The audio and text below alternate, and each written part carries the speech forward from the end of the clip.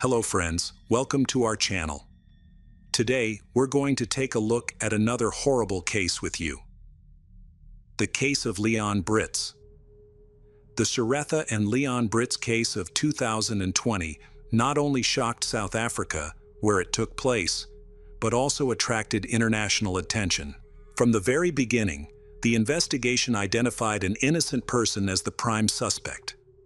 Only through a surprising confession was the real culprit revealed. The Leon family, European immigrants, moved to the small town of Patter in the Northern Cape province of South Africa in the early 1970s. While Patter is modest in size, it plays a significant role as an economic and tourist center in the Bushmanland region. Leon has an older brother named Toki. Leon's family is relatively wealthy for their community. His father owns the only large hotel in the area, which later expanded into a large hotel and restaurant complex. Both Toki and Leon did well in school. After finishing school, Toki left his hometown, while Leon chose to stay. He helped his parents run the hotel as a teenager and studied business. Leon is intelligent and has a natural talent for business, which has helped him run the hotel effectively. At the Leon family hotel, many events, parties, and celebrations took place. During one of these occasions, Leon spotted a beautiful young girl among the guests. She was a brunette with green eyes and a charming smile. Curious, he approached her to introduce himself and discovered that she was only 14 years old and still in school, although she appeared much more mature. This revelation confused Leon, who was 25 at the time. Despite his concerns, he asked her to dance, and afterwards, they spent about an hour talking on the terrace. The girl's name was Sharetha, and from that moment, Leon could not stop thinking about her and eagerly anticipated their next meeting. Sharetha was born on September 6, 1990, the youngest of 3 children to immigrants from Eastern Europe. Her family faced severe financial hardship. When Sharetha was only 9 years old, her father died of a snakebite, leaving her mother to raise 3 children on her own, while struggling to provide for them. As a result, all 3 sisters had to go to work to help support the family, leading to a difficult and arduous childhood. Leon, a rich guy, suddenly entered her life. Leon truly loved her. He found every opportunity to see her, picked her up from school, took her to trendy restaurants, gave her expensive gifts and trendy clothes, and tried his best to make her happy. Sharetha experienced the luxuries and wealth.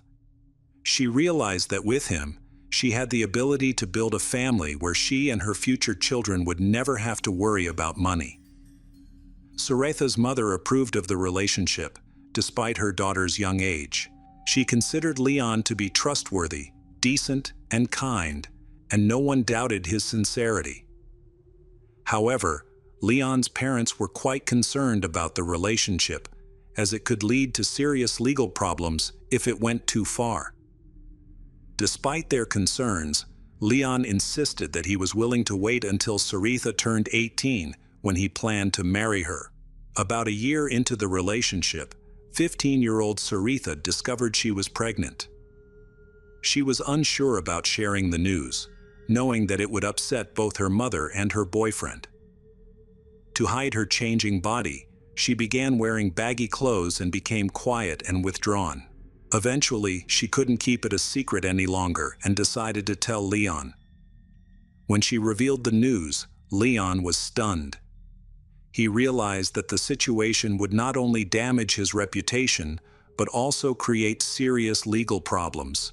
Leon was worried about being accused of seducing a young woman, so he couldn't let that happen. He took her to a private clinic, where they confirmed she was pregnant with twins. Leon found a doctor at the same clinic who would perform anonymous abortions. Sharetha was heartbroken. Leon, who had promised to love and protect her, was now pressuring her to end the lives of their unborn children. Leon, who was older, convinced her that it was necessary. He promised that after marriage they would have children, but now having children would ruin their lives and their dreams of a happy future together. Left with no other choice, Saritha agreed to the procedure.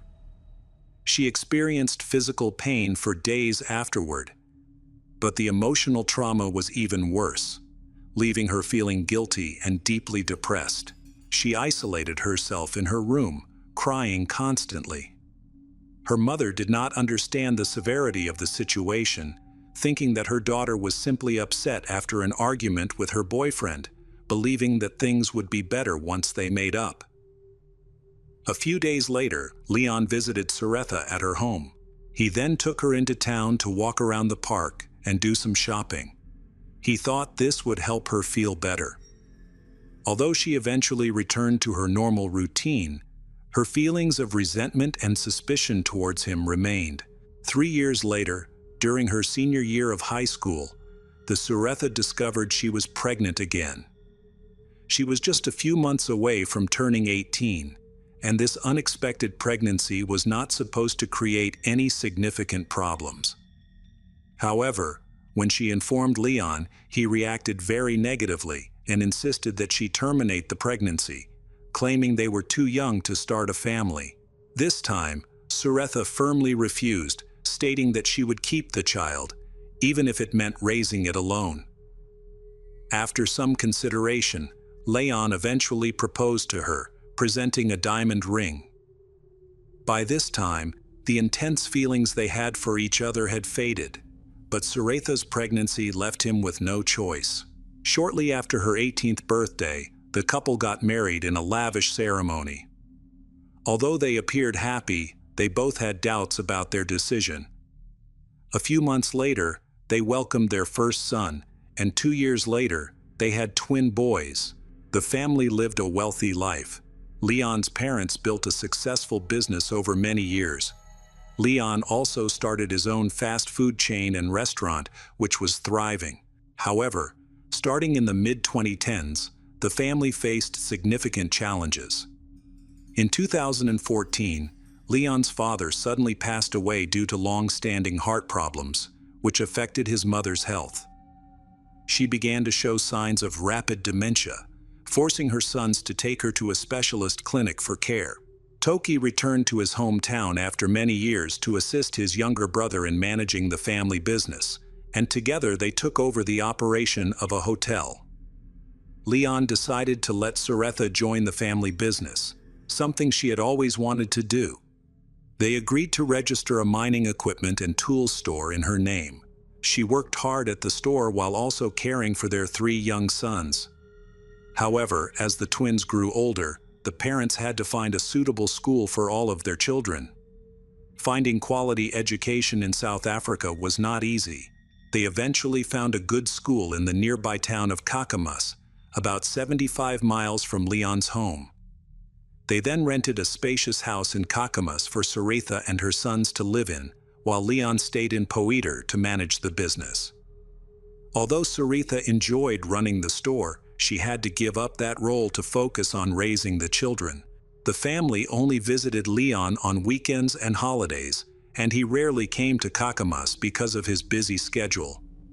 At first, everything seemed fine between the couple, but over time, they grew more distant, and their feelings for each other faded.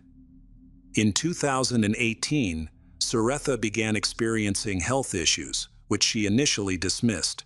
However, medical tests revealed that she had cancer and cardiovascular problems. She quickly underwent surgery to remove the malignant tumor and began a treatment plan. Thankfully, the timely intervention saved her life, but she now required ongoing therapy at a clinic in Johannesburg, which was quite costly. Leon's family was able to pay for Saritha's medical expenses. To help manage the household while she was receiving treatment, Saritha hired a nanny and a maid. By this time, Leon and Saritha had grown apart and were living separate lives. Saritha began an affair in Johannesburg.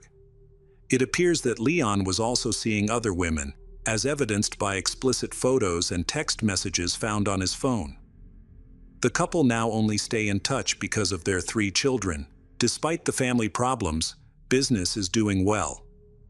the hotel, retail stores and restaurant chain are making a significant profit. Leon has invested some of this money in real estate in major cities, which provides a good income through rentals. Their family is not only the richest in Poeter, but also one of the richest in the Northern Cape province.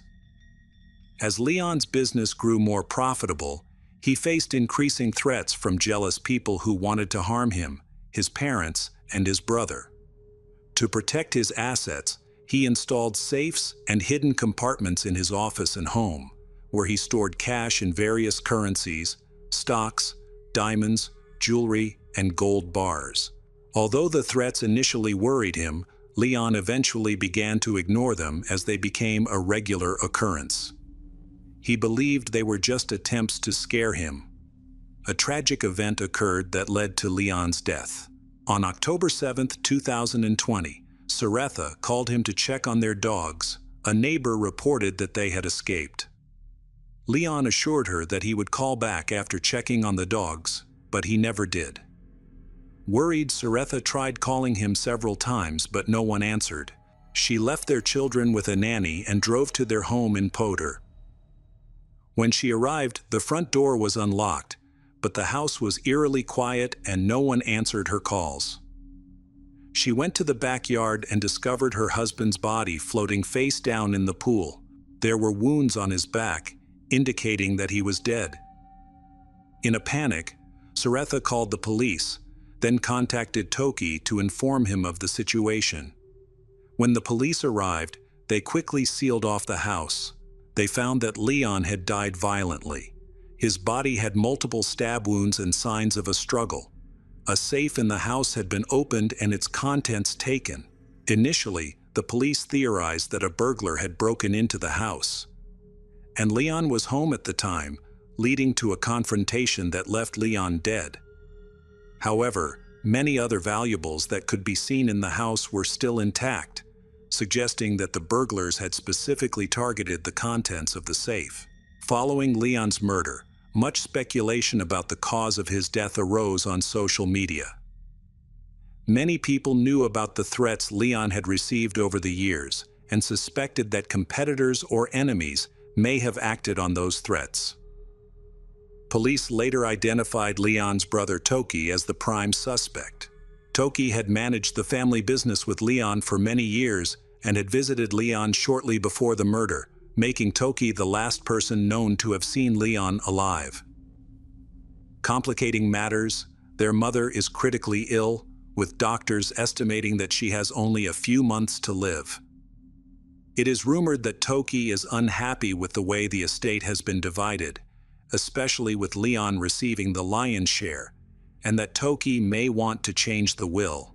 This theory explains why other items in the house were left intact and why the killer only targeted the contents of the safe.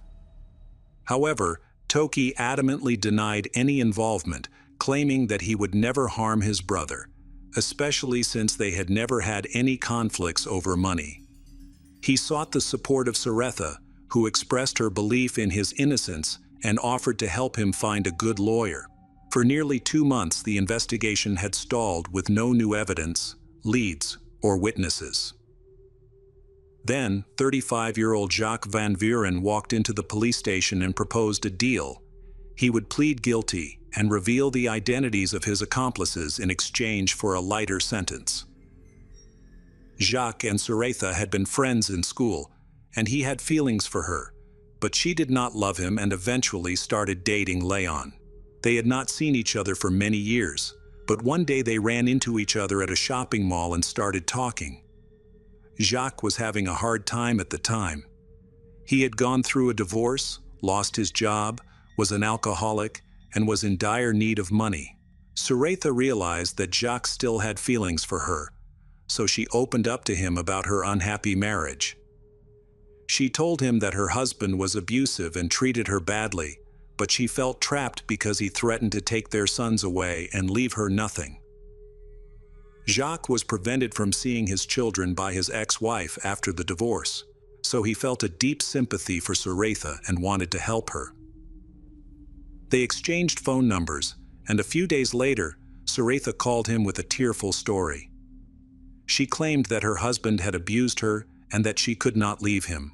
She suggested that the only solution was to get rid of him.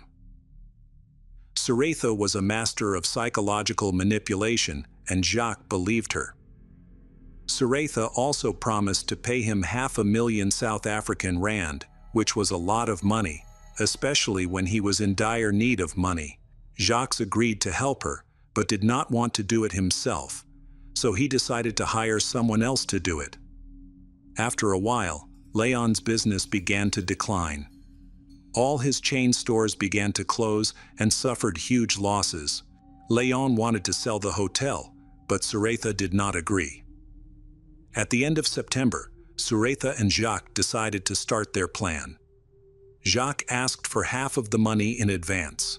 However, due to financial problems, Suretha could only withdraw 100,000 rand and gave Jacques her diamond ring. With this money, Jacques hired a friend named Enrich Williams, who had a drug problem and was willing to kill for money. Enrich was worried that he could not handle a strong adult alone, so he brought in his friend Amantel Bareki to help him with the plan, and Enrich would share the proceeds with Amantel. Suretha gave the criminals her home address and told them where the safe was. She allowed them to take valuables from the house to make it look like a robbery. The only condition was that the dogs were not harmed, so they were released first. The neighbors noticed that the family's dogs were out and called her. This indicated that Enrich and Amantel were in the house. She then called her husband Leon to lure him into a trap.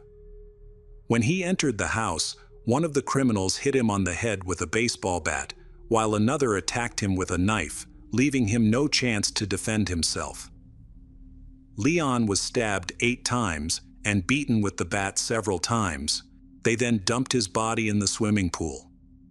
After opening the safe, Amantel and Enrich found no cash, only securities, diamonds, and gold bars. They gave all the stolen goods to Jacques, who then gave them all to Suretha. The criminals chose not to take anything else from the house because they were worried about leaving too much evidence. They were relying solely on the large payment that Suretha had promised. Jacques was not allowed to be present at the crime scene.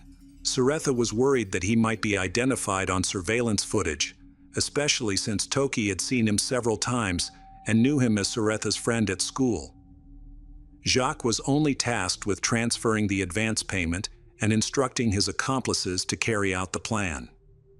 Jacques was so worried about everything that he drove past Leon's house several times to make sure the criminals were ready and Leon was home. Jacques' car was caught on surveillance footage. While the license plate was unclear, the police took note of the car and its identifying features, eventually identifying the owner. Additionally, there was no money in the safe, and all of the family's accounts were frozen during the investigation. Suretha could not pay the hired criminals because selling the stolen goods, such as diamonds, gold bars, or securities, would reveal her involvement. She asked them to be patient, but Enrich and Amantel refused and began threatening Jacques. In desperation, Jacques does not receive the money he expected and feels guilty.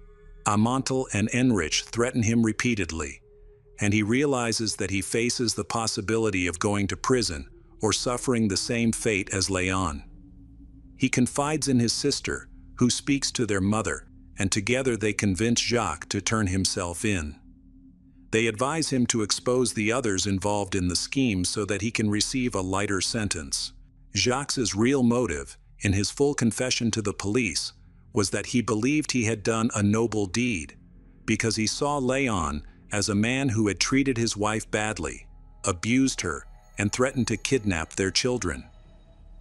Suretha reported to the police about the will and property disputes between Leon and Toki. She wanted to imply that Toki was the culprit. However, the police decided to investigate Suretha thoroughly to find out her true intentions. During the investigation, it was discovered that Suretha and Leon had long since fallen out of love and were living apart. Suretha had a lover in Johannesburg, and she wanted to leave Leon to be with him. However, when she asked for a divorce, Leon firmly refused and threatened to take everything from her, including their children. It's difficult to determine Leon's true motivations, but it's likely he still cared for Suretha and wanted to repair their marriage. Meanwhile, Suretha had a plan to inherit his money and business after his death, which would allow her and her lover to live well. She also wants the removal of Toki by setting him up to become a killer, after which she will become the sole owner of the hotel, store, and restaurant after her mother-in-law passes away. Her plan can work if there is money in the safe and if she pays the hired criminals. In the spring of 2021, the trial and sentencing of all involved took place. The court considered each participant's role in this high-profile case. Jacques Van Vuren, who collaborated with the prosecution, provided detailed testimony and named his accomplices. He was sentenced to 20 years in prison, eligible for parole after 5 years. The hired criminals, Enrich Williams and Amantal Barecki, were convicted of premeditated murder with added cruelty and robbery. They received life sentences with no chance of parole. Suretha Brits, who planned to kill her husband, convinced the court that she was the victim throughout their relationship. She claimed that Leon forced her to have sex when she was 14. A year later, after she became pregnant, she alleged that Leon forced her to have an abortion late in her pregnancy. Although their love faded, Leon refused to divorce her and threatened to take custody of their children. Suretha was eventually sentenced to 25 years in prison. The court took into account her remorse, her sincere confession, and her role as a mother to 3 young children. Hi everyone, thanks for returning. Let's unravel another horrible case. The case of Michaela Costanzo. Michaela Constance was born on May 3, 1994, in the small town of West Endeavor, Elko County, Nevada, USA. She was the youngest daughter of Celia and Theodore. She has 2 sisters named Christina and Delicia. She is famous for her cheerful personality, and she also easily spreading joy to her family and friends. She has a unique perspective on life. She uses her sensitivity to see the good in people and situations. Michaela was very close to her sisters, and they looked so alike that it was sometimes hard to tell them apart. In high school, Michaela became well known and popular. Initially, she stood out for her excellent grades, and later for her impressive performances on the track and field team, which she practiced diligently. Her peers saw her as a star. She also loved writing poetry, with a passion for literature and a dream of becoming a writer. When given the opportunity to demonstrate her storytelling skills, she eagerly took on the job of editing the school newspaper. Christina, her sister, witnessed her success firsthand, as they went to school together every day. Michaela and her mother, Celia, have a strong relationship, largely due to their frequent and open communication. Celia worked the night shift at a local casino, and little girl kept her informed of all her activities through messages. This thing allowed Celia to feel at ease, help her know where Michaela is and who she is with. This time, Michaela was going to meet Cody Patton, an acquaintance from childhood. Although they had grown apart over the years, they were reconnecting. 19 years old, Cody was also in high school and was popular, mainly because he was an outstanding football player on the school's team. His 2-meter height intimidated his peers, and his personality drew mixed reactions. At times, Cody could be extremely nice, but he also had a quick temper and could become easily irritated. Mickey's mother, Celia, recognized this about him. She acknowledged that Cody was an interesting young man who be incredibly sweet and charming. However, he was also emotionally unstable, making it difficult for both his classmates and parents to accept him. This may be why he aimed to join the Marine Corps after high school. He hopes it will help him find direction and purpose in life. Tony Fratto, Cody's girlfriend, was a strong supporter of his future plans. At 19, she was a former high school beauty queen and was deeply religious. Tony's parents still approve of Tony and Cody's relationship, even though Cody is not religious. Over time, Cody and Tony grew closer, and she became fully devoted to him. They got engaged and held an official ceremony at church. However, Cody's impulsive and hot-tempered nature remained an issue. After a heated argument with his father, Cody asked Tony if he could stay with her family. Her parents, Casey and Claude, hesitated when Tony suggested this idea, creating family tension. Tony's love for Cody, a young man with problems, was already a concern. Tony's parents feared that refusing Cody's request might lead their daughter to run away with him. So, they agreed to let Cody move in. They hope this will help them take care of their daughter, while also helping Cody succeed in the future. Over time, Tony's relationship with Cody's parents improved, and they acknowledged that Cody was not a stranger to their family. However, Tony remained uneasy. Even though Cody has proven to her that he wants to be with her, but she felt uncertain about their relationship, especially during his interactions with Michaela. Tony kept a diary to express her fears. She fears that Cody will fall in love with Michaela, and that he might leave her for Michaela. This tormented Tony, and her suspicions were not unfounded. Cody was secretly seeing someone else, but it wasn't Michaela, it was an older woman from out of town. Instead of reassuring Tony, he took advantage of her jealousy for his own amusement. He provoking her by interacting with Michaela in the school hallways and sending explicit texts. Tony responded to these provocations by publicly insulting Michaela. Michaela started a relationship with Javier, a young man from school. She wasn't interested in Cody, neither romantically nor as a friend. Therefore, it was unpleasant for her to encounter Tony, who was jealous and often insulted her. The situation worsened as Tony's attacks became more frequent, and arguments between Tony and Cody increased.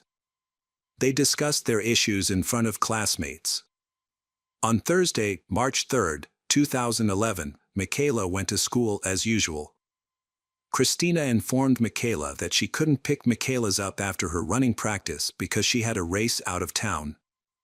Meanwhile, Cody had borrowed a van from a woman he was seeing and exchanged several text messages with Michaela throughout the day.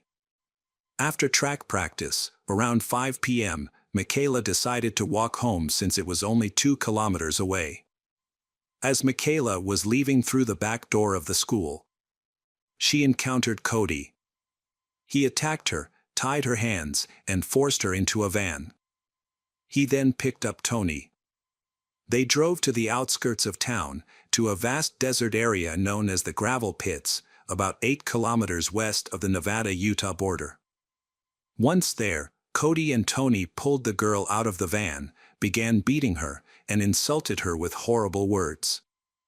After hitting her several times with a shovel, they inflicted knife wounds on her and watched her die. They then removed Michaela's clothes and burned them along with her other belongings. Using the same shovel, Cody dug a shallow grave, placed the body inside, covered it with soil, camouflaged it with vegetation, and then fled the scene with Tony.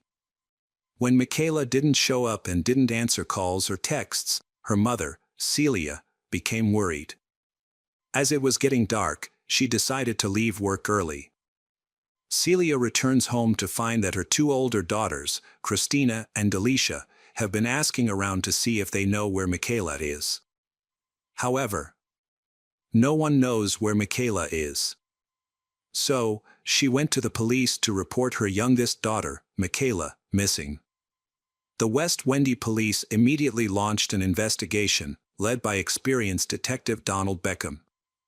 When they asked Celia if she had been in contact with Michaela in the past few hours, she replied no. The next morning, the police interviewed Michaela's classmates and friends, including Cody. Cody declared that the last time he saw her was with her boyfriend in front of the school gate. However, this contradicted the accounts of other witnesses, They said they saw Michaela at the back of the building after school. Meanwhile, at home, Celia is extremely scared and uncertainty. Delisha called and texted Michaela several times, hoping for a response. When they discovered Michaela hadn't come home the night before, Christina had dismissed it as teenage rebellion, but now she has changed her mind. Meanwhile, search parties scoured the desert around the city, while the police focused on questioning people close to Michaela, including her boyfriend Javier. He mentioned that Michaela was not someone who would hide things or act strangely. After 2 days of searching, investigators found several unusual things in the desert. They found fresh tire tracks, leading to a spot with fresh blood stains. There was also a suspicious-looking mound of dirt, covered in bushes. Detectives alerted forensic experts, and they quickly arrived at the scene. Upon excavation, they found Michaela's body, showing signs of beatings on her face and neck. A tie was also found in her hand. The police then reviewed the school CCTV footage for more evidence. As soon as Michaela's family was informed that her body had been found, Delisha broke down completely. Delisha felt as if a part of her had been taken away. She couldn't work or focus on anything, because she kept thinking about her younger sister's image, Michaela. Investigators have begun looking into Michaela's phone activity and her social connections. They discovered that at the time Michaela went missing, she had been calling and texting Cody, making him a suspect in the case. Further evidence came from school surveillance footage, which showed she and Cody together in the hallway leading to the exit. A few minutes later, she was gone. On the evening of March 6, Cody arrived at the police station for questioning, accompanied by his father, Keith. During the interrogation, officers showed him video footage from the school's surveillance cameras, but he insisted he was not involved in the incident. Meanwhile, lawyers and investigators gave Cody time to review the case materials and allowed him to speak privately with Keith. Worried, Keith urged his son to tell the detectives everything. Keith begs him to understand the severity of his actions. Now, he must make amends by answering to Michaela's family. He accepted the possible consequences and expressed his readiness to face them. He also told his story of the incidents that took place that day. Cody recounted that after school, he and Michaela went for a walk to the gravel quarry. While there, she asked him to break off his engagement to Tommy and start dating her instead. When he refused, they had a heated argument. He claimed that Michaela hit him in the chest, and in self-defense, he pushed her away. Unfortunately, she hit her head on the car's rear bumper and began to convulse due to the strong impact. Panicking, he tried to knock her out by hitting her head with a shovel, but she stayed conscious. He then cut her throat. Once he realized Michaela was dead, he buried her. When questioned by the police, he said he thought about taking her body to a dump, but couldn't bring himself to do it. When asked about the zip ties on her wrists, he explained they were part of a plan to dispose of the body. After burying her, he sat there crying for several hours before going to find Tony. Despite his detailed account, Cody was arrested and charged with first-degree murder, possibly facing a death sentence. In this situation, Cody's family hired John Hudson, a well-known defense attorney. He specializes in helping murderers not receive the death penalty. Michaela's family didn't just feel the pain of losing their daughter, but were also in disbelief that Cody had so brutally killed his childhood friend. Christina was especially shocked and believed that if he was truly guilty, someone must have forced him to do it. On the other hand, from the start, Celia never believed his confession. She doesn't believe that Michaela considers Cody a friend, let alone ask him to be with Michaela's. Additionally, as a mother, she knew very well that Michaela hated scandals. When Cody was arrested, Tony wrote numerous letters to he, called him, and visited him whenever she could. She said she missed him so much and she would always support him. Meanwhile, the police tried to investigate further, hoping to find useful clues in their conversation. Tony's parents, Claude and Casey, were shocked by the incident and even asked Cody why he committed the crime. Cody simply replied that he didn't know why he did it.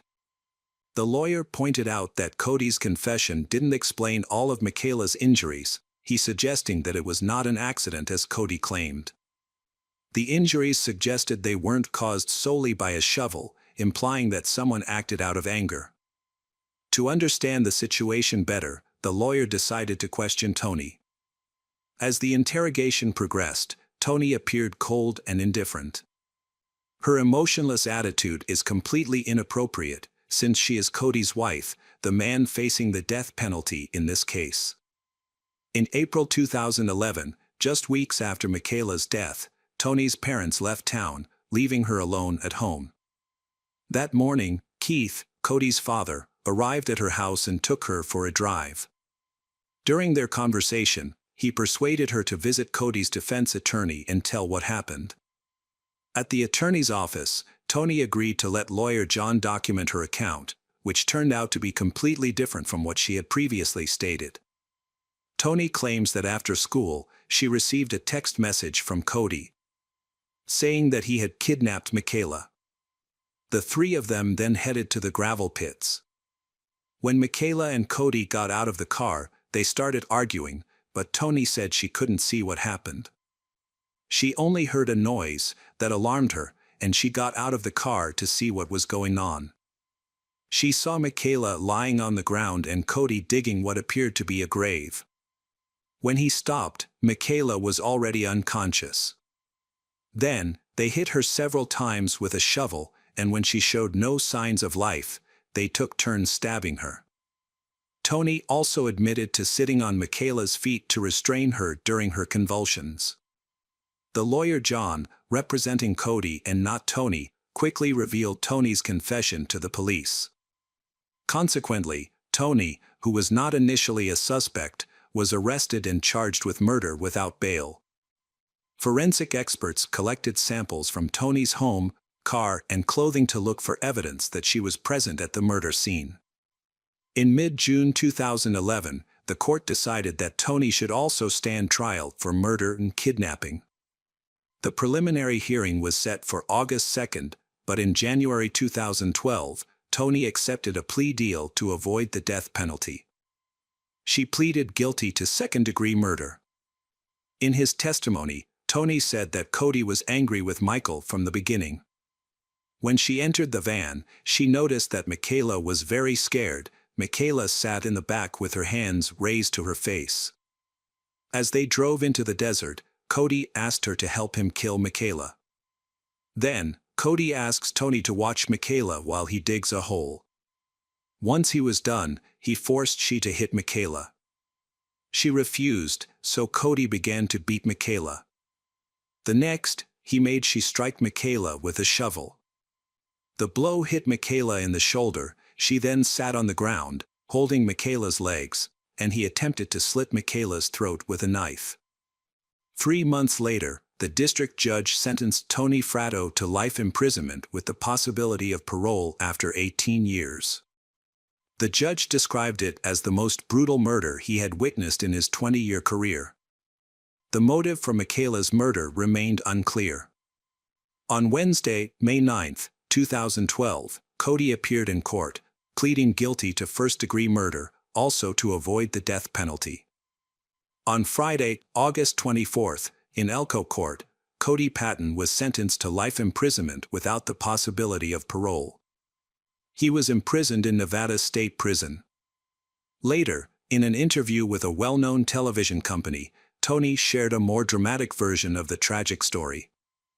She revealed that Cody had been abusive and controlling of her throughout their time together. She admitted that because of the abuse, she was unable to fight back against him. Looking back, she believed she could have been his next victim. She also accused he of forcing her to participate in Michaela's murder. She said after witnessing him brutally beating Michaela, she feared for her life, leaving her with no choice but to comply. Michaela's mother, Celia, was unable to work for a long time and avoided going to restaurants where she had previously visited with Michaela. She feels sad about her increasingly distant relationship with her other daughter, Delisha. She explains that the tragedy of Michaela's murder changed Delisha so much that Delisha dropped out of school and left the city, estranged from her family. Everything at home reminded her of Michaela, which was overwhelming. The tragedy devastated 3 families: her family, Tony's family, and Cody's family. It will take Michaela's family and friends a long time to get over this loss. Cody will never see his family outside of prison again. Although Tony may be released from prison in the future, her father sadly says that when that happens, he may not be alive. Hey detectives! Welcome back. We've got another mysterious case to explore. The case of Sydney Stevens. Pinckneyville, located in the United States, is a small town known for its friendly local community and laid-back lifestyle. It is also a great place for fishing enthusiasts. On July 25, 2010, 2 fishermen were fishing in the near Boku Creek Bridge south of Pinckneyville when they spotted a strange object in the water. Approaching it, they realized it was the body of a girl floating face down. Her right arm was tied with a rope to a concrete block, but the body had risen to the surface due to decomposition and shallow water. The body was in a deteriorated state, making identification difficult. The only clues were a belly piercing and a necklace with a musical note pendant. After checking the information in the database, law enforcement officers discovered that a similar girl had recently disappeared. She was Sydney Stevens, 15, who had gone missing on July 19, 2010, exactly 1 week before body was discovered. Sydney's parents, Tracy and Tim, said she had recently suffered from mental health issues after learning that they had separated shortly before she went missing. She was shocked to learn that Tim, the man who raised her, was not her biological father. This revelation led to a mental disorder and severe depression. She ran away from home multiple times, isolated herself from friends, and even attempted ending her life. To protect her, the family decided to keep her at home under supervision. At this time, she was either cared for by her mother, Tim, or her 17-year-old half-sister, Dakota Wall. The house doors were kept locked, and everything was under control until the morning of July 20th, when her mother found she missing at 6:30 a.m. Tracy suspected something was wrong because Sydney's room was in complete disarray, the dresser was overturned, and belongings were scattered everywhere. She called Dakota, who suggested Sydney had run away again. However, Tracy's concern grew when she saw that Sydney was not logged into social media since the previous evening, which was unusual. Upon inspecting the room, she noticed all of Sydney's personal items were still there, including her purse, phone, shoes, and clothes. It didn't seem like she had run away, it was as if she had left in her pajamas and without shoes. Tracy attempted to locate Sydney but was unsuccessful. Sydney's friends were also unaware of her whereabouts, so Tracy filed a missing Sydney report with the police. The detectives were initially hesitant to take on this case. They knew Sydney had problems, so they thought she just ran away from home again and would come back home later. Therefore, investigators shelved Tracy's testimony and only her relatives and friends participated in the search for her. They searched but in vain. A week later, on July 25, 2010, her body was discovered underwater.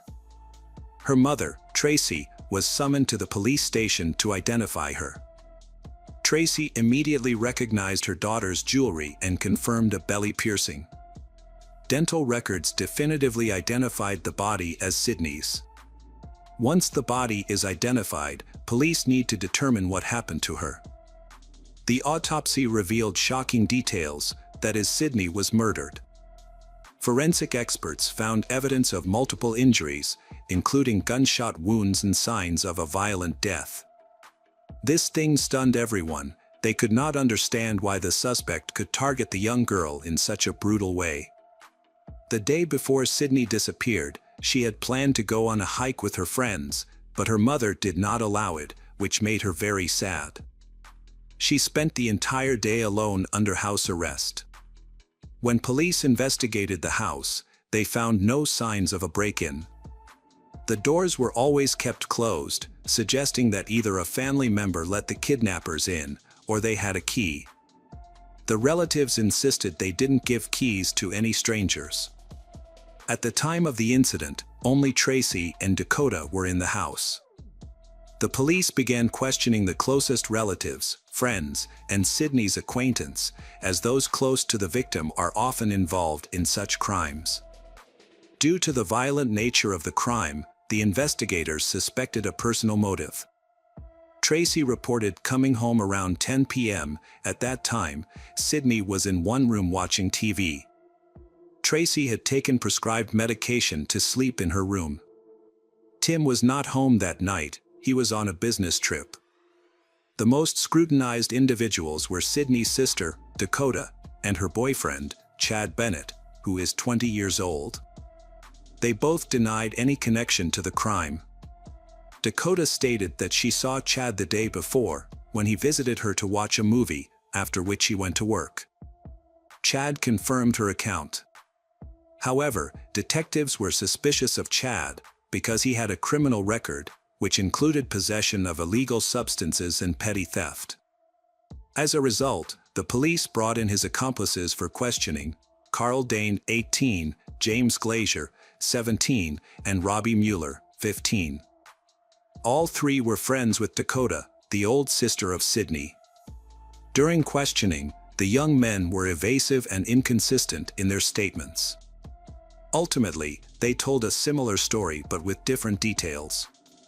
According to their accounts, on the night of July 19, 2010, Carl, James, and Robbie went to Sydney's house. They had a brutal plan as part of their group ceremony, which required performing an evil deed. The plan was to kill Sydney's mother, Tracy, without leaving any evidence. However, as they were moving around house, Sydney woke up, stepped into the hallway, and called for her mother. The attackers stopped her in time, preventing her from making any noise. They held her mouth and nose so tightly that she lost consciousness. Then, they decide that killing Sydney is enough for their initiation ceremony and they choose not to harm Tracy. They carried her body to the car, but she regained consciousness. They continued to torture, beat, and strangle her until she passed out again. They then disposed of her by dumping her into the water, tying a concrete block to her body so it would sink and so that no one can find the body.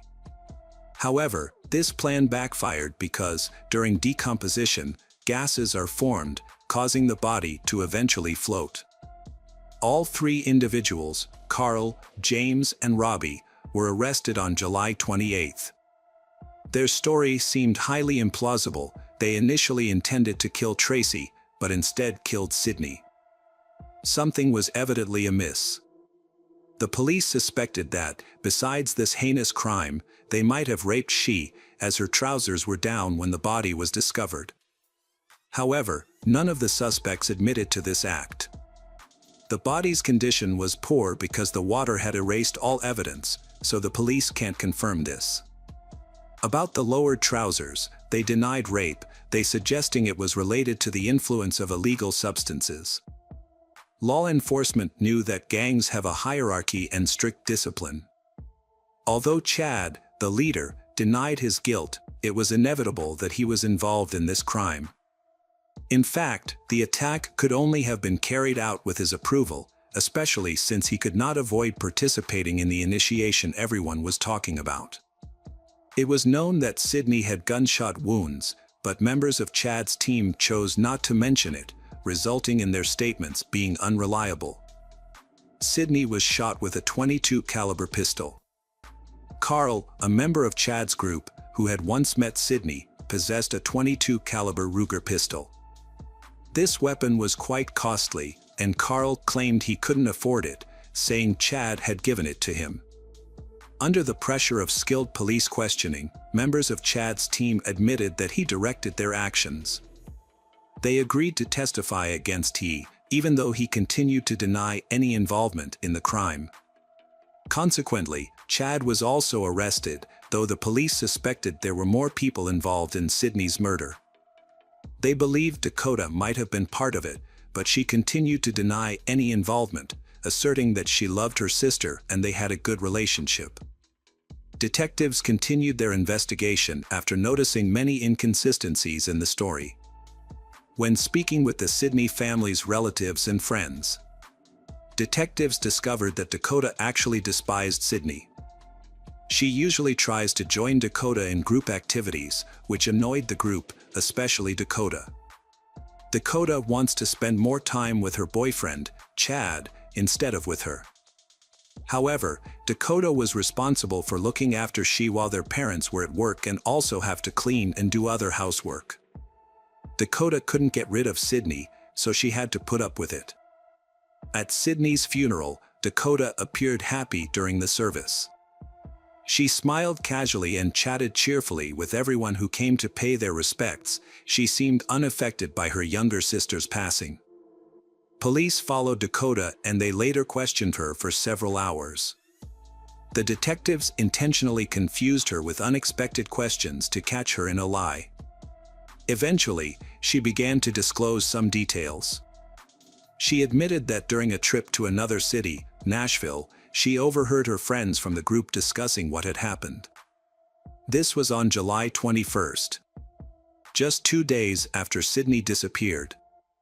She said 2 members of the group, James and Carl, were talking about the murder. At first, she thought they were referring to someone else since Sydney's body had not yet been found, but then she realized they were speaking about her 15-year-old sister, Sydney.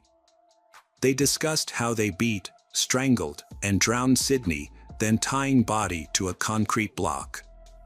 Dakota began her story by explaining that on July 23rd, she was with Chad's group at Carl's house, where she overheard a conversation about the murder. Carl mentioned having a gun and he shot someone with that gun. Under police pressure, Dakota disclosed more details, admitting that she knew who was in a car parked near the house on the night Sydney disappeared. These individuals were members of Chad's group. They entered the house and did something to Sydney. She confessed this to the officer, but explained that she had been too afraid of they to speak up earlier. However, Dakota's account was becoming inconsistent. In her new testimony, she alleged that Carl had threatened her life if she informed the police. The officers noted her lack of emotion and how careful she was in giving her testimony. Investigators knew that she seemed pleased about Sydney's death, casting doubt on her innocence.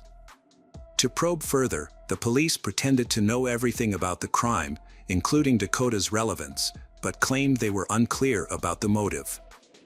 This unsettled she, yet she did not confess to any wrongdoing. The case garnered public attention. They intensely discussed the shocking crime. Rumors circulated widely, including one claiming that Dakota discovered Sydney's diary a few days before the crime, revealing that Sydney had slept with her boyfriend, Chad, 2 years earlier. It is important to mention that 2 years earlier, Dakota had not met Chad, yet this might have infuriated her as Sydney's older sister. However, the romantic relationship, especially between Sydney and Chad, was never verified and was doubtful to investigators since Sydney was only 13 at the time. Although this motive wasn't confirmed, there were several other possible reasons for the murder. The following day, Dakota was called in for questioning again. She alleged that her boyfriend, Chad, who was accused of the crime, had shown disturbing behavior. He was aggressive and often lost control, attacking people frequently. It seems that he cannot avoid committing a serious crime. He had a conflict with Sydney's ex-boyfriend, Bubby. According to Chad's testimony, he heard voices urging him to attack his family. He even set their house on fire. He also allegedly shot his favorite cat, hitting it with 15 bullets. None of these claims were verified. Detectives also knew that at 10 p.m. on the night of Sydney's disappearance, Dakota called he. It's believed that the group members arrived at her house then, possibly asking Dakota to open the door or planning something before the attack. Dakota did not answer the police's questions about Sydney's murder, and it seems she is deliberately trying to mislead the investigation. As a result, she was arrested for obstruction of justice. However, at that time, the police did not have enough evidence to proceed with a trial. Chad admitted to being the leader of a gang called the City Saints, whose members followed his orders without question. This thing might have endangered Sydney's life. Chad, however, insisted that he never ordered the murder of Sydney and denied any involvement, even expressing regret over the incident. Meanwhile, Carl participated in interrogations for 2 days as the prosecution prepared for the trial.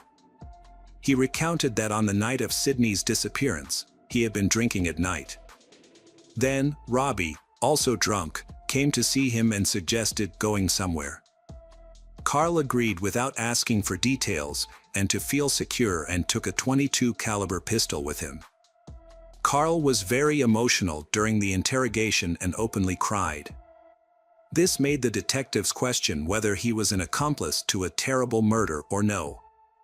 It was possible that he went for a walk without knowing Robbie planned to kill Sydney. However, the police were skeptical about his tears, as they could be a sign of remorse or a disguise. Carl stated that they picked up James on the way and drove to the Sydney family's house. Robbie climbed over the fence and entered the house while everyone was asleep and Carl waiting outside in the car. After some time, he became worried because they were taking too long. He claimed he went inside to find his friends and leave together. The door from the courtyard was open, providing direct access to the basement where Sydney lived. The police were suspicious that the door might have been unlocked at night, especially since there were no signs of forced entry. It seemed likely that someone helped the criminals approach Sydney unnoticed. Suspicion falls on her sister, Dakota. Carl explained that when they entered the property, they noticed that Sydney had woken up due to the noise. She recognized both criminals, Robbie and James. She asked what they were doing here. Then, she tried to wake her mother and call for help. However, Robbie attacked although she resisted, but they overpowered her. He threw her onto the couch and tied her hands, but she fought back fiercely. He then pointed a gun at her. Likely due to the shock and injuries from the struggle, so she lost consciousness. They were aware of her mental health challenges and her history of running away from home, so they decided to make it look like she had run away again. They removed from the house through the open door, dragged her to their car, and drove off with her to ensure she wouldn't be found. Halfway through the journey, Sydney regained consciousness and began to resist desperately. Immediately after that, one of the attackers forced her to the ground and strangled her. He kept her in that position for a long time, until she passed out again. They then took to a river by car, but she regained consciousness again midway. During this time, they claimed that she expressed a desire for intimacy, and they had intimate relations with her. And the strangulation may have been part of a perverted game. Subsequently, Sydney was shot in anger and thrown into the water. However, this testimony of incident was met with disbelief. It was obvious that the intimate intercourse was not of her own volition. Robbie presented a different account to the police.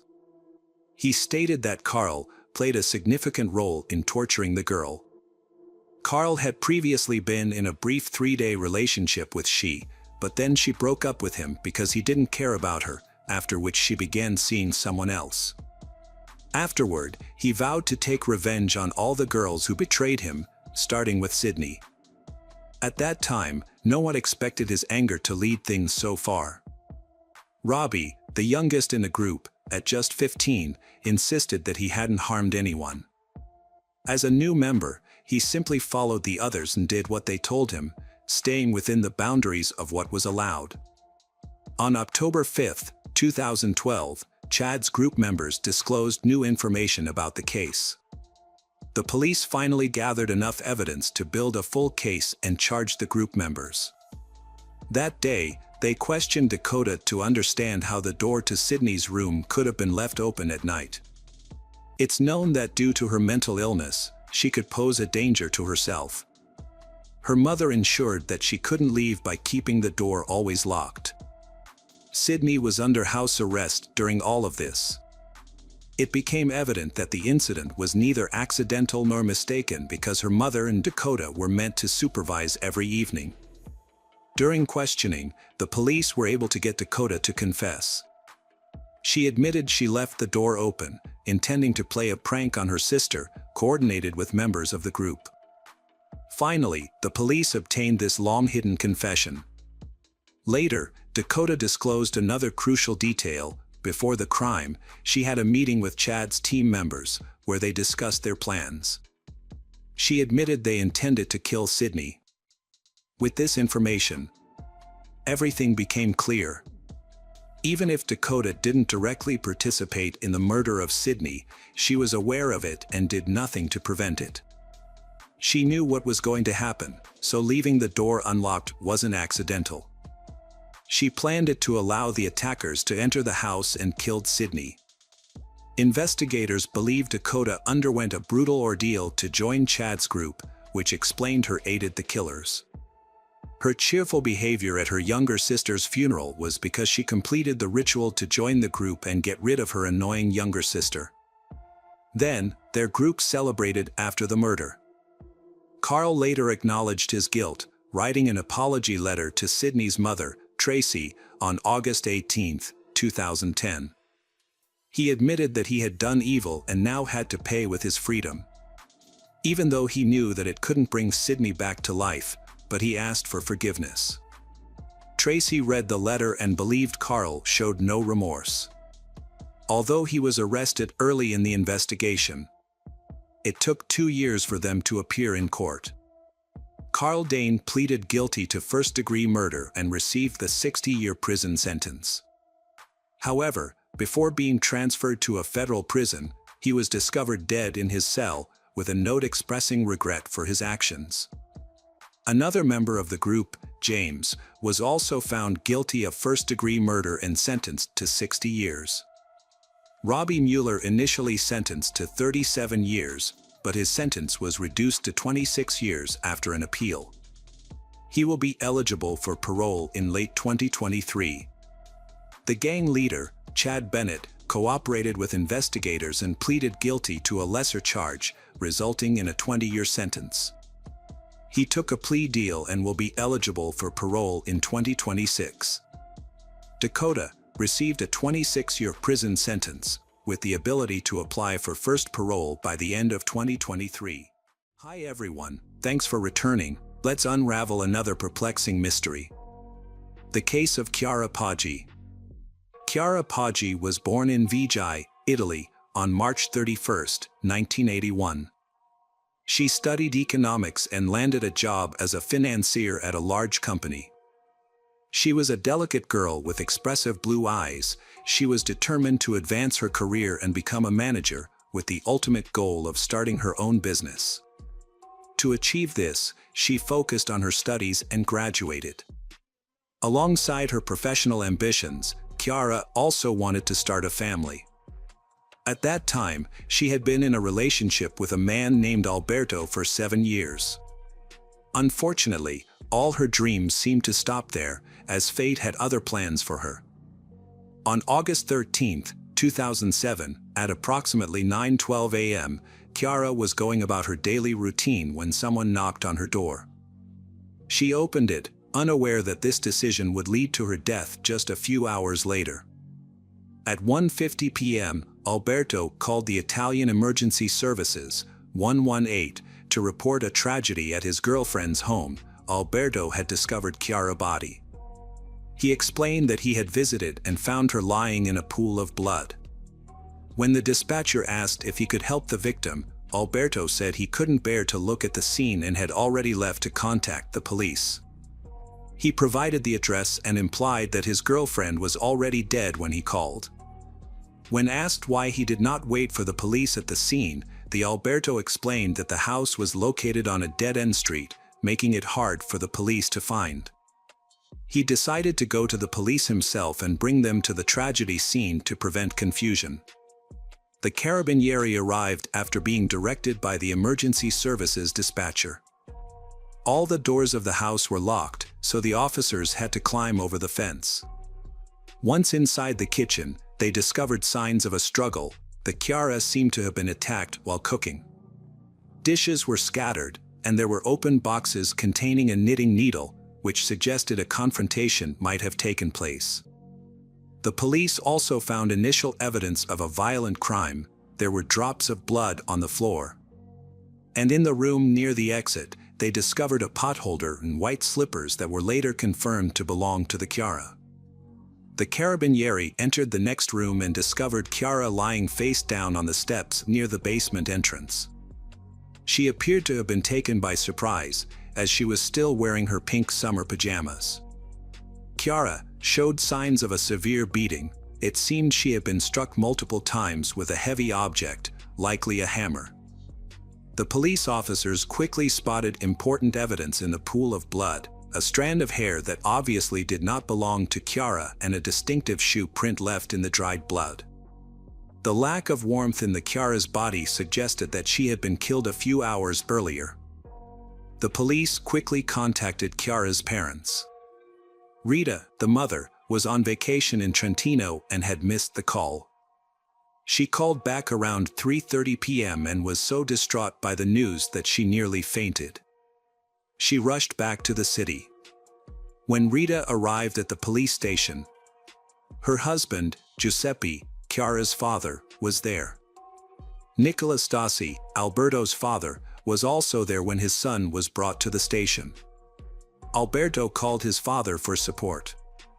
Alberto, 20, shared his story of events with the police by the time Chiara's parents arrived.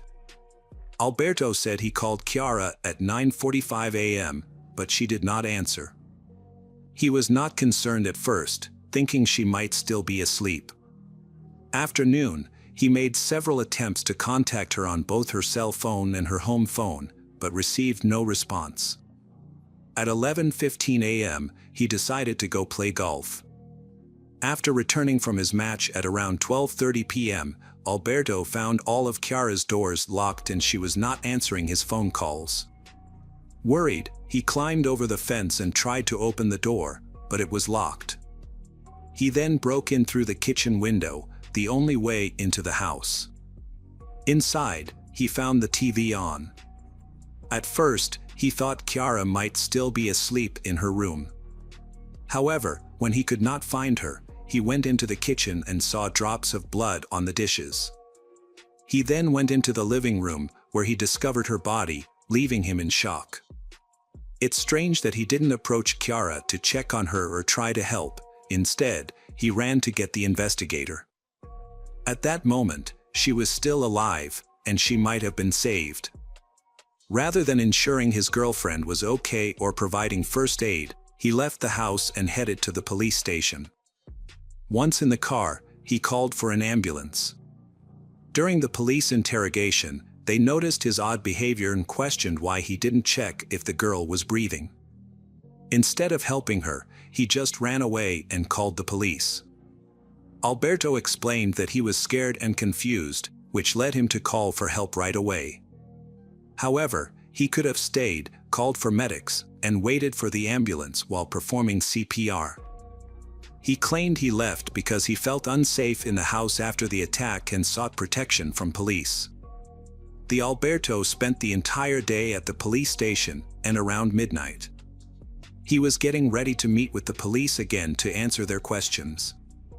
Meanwhile, forensic experts were carefully examining the crime scene and were puzzled by a footprint found in a pool of the Chiara's blood. They asked Alberto to show them his shoes. He was wearing special white golf shoes that were spotless. He claimed he had been wearing them when he arrived at his girlfriend's house.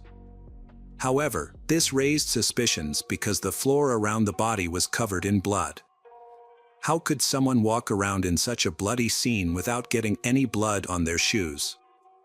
There wasn't a single drop of blood on the soles, and the Alberto couldn't provide a clear explanation for this.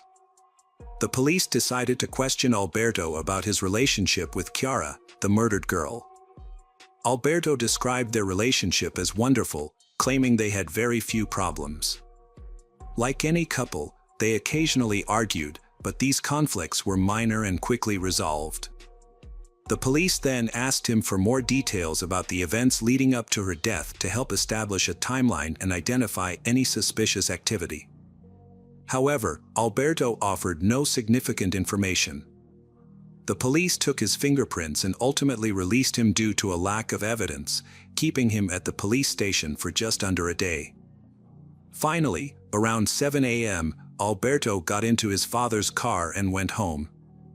On August 17th, when police examined the search history and files on Alberto's computer, he claimed he woke up early that morning, around 9 a.m., and was working on his thesis while trying to call his girlfriend, after which he went to play golf. Evidence confirmed that he was home, fed his dog, and then left the house. Although it seemed that Alberto had an alibi, the police remained suspicious. The police continued their investigation to reconstruct the timeline of the attack. They were particularly focused on how the crime occurred and still needed to identify the murder weapon. Based on the condition of the Chiara's body, it appeared the attacker used a metal object, possibly something like a hammer with a pointed end or an ice pick. At that point, the forensic report indicated that Chiara was likely murdered between 9 and 10 in the morning. When the police examined the prime Alberto's mobile phone records, they discovered that his mother called him daily just before 10 a.m. Elizabeth, the mother, confirmed that she spoke to her son that day to check on a friend, seemingly validating his alibi and suggesting he could not have committed the murder during that time.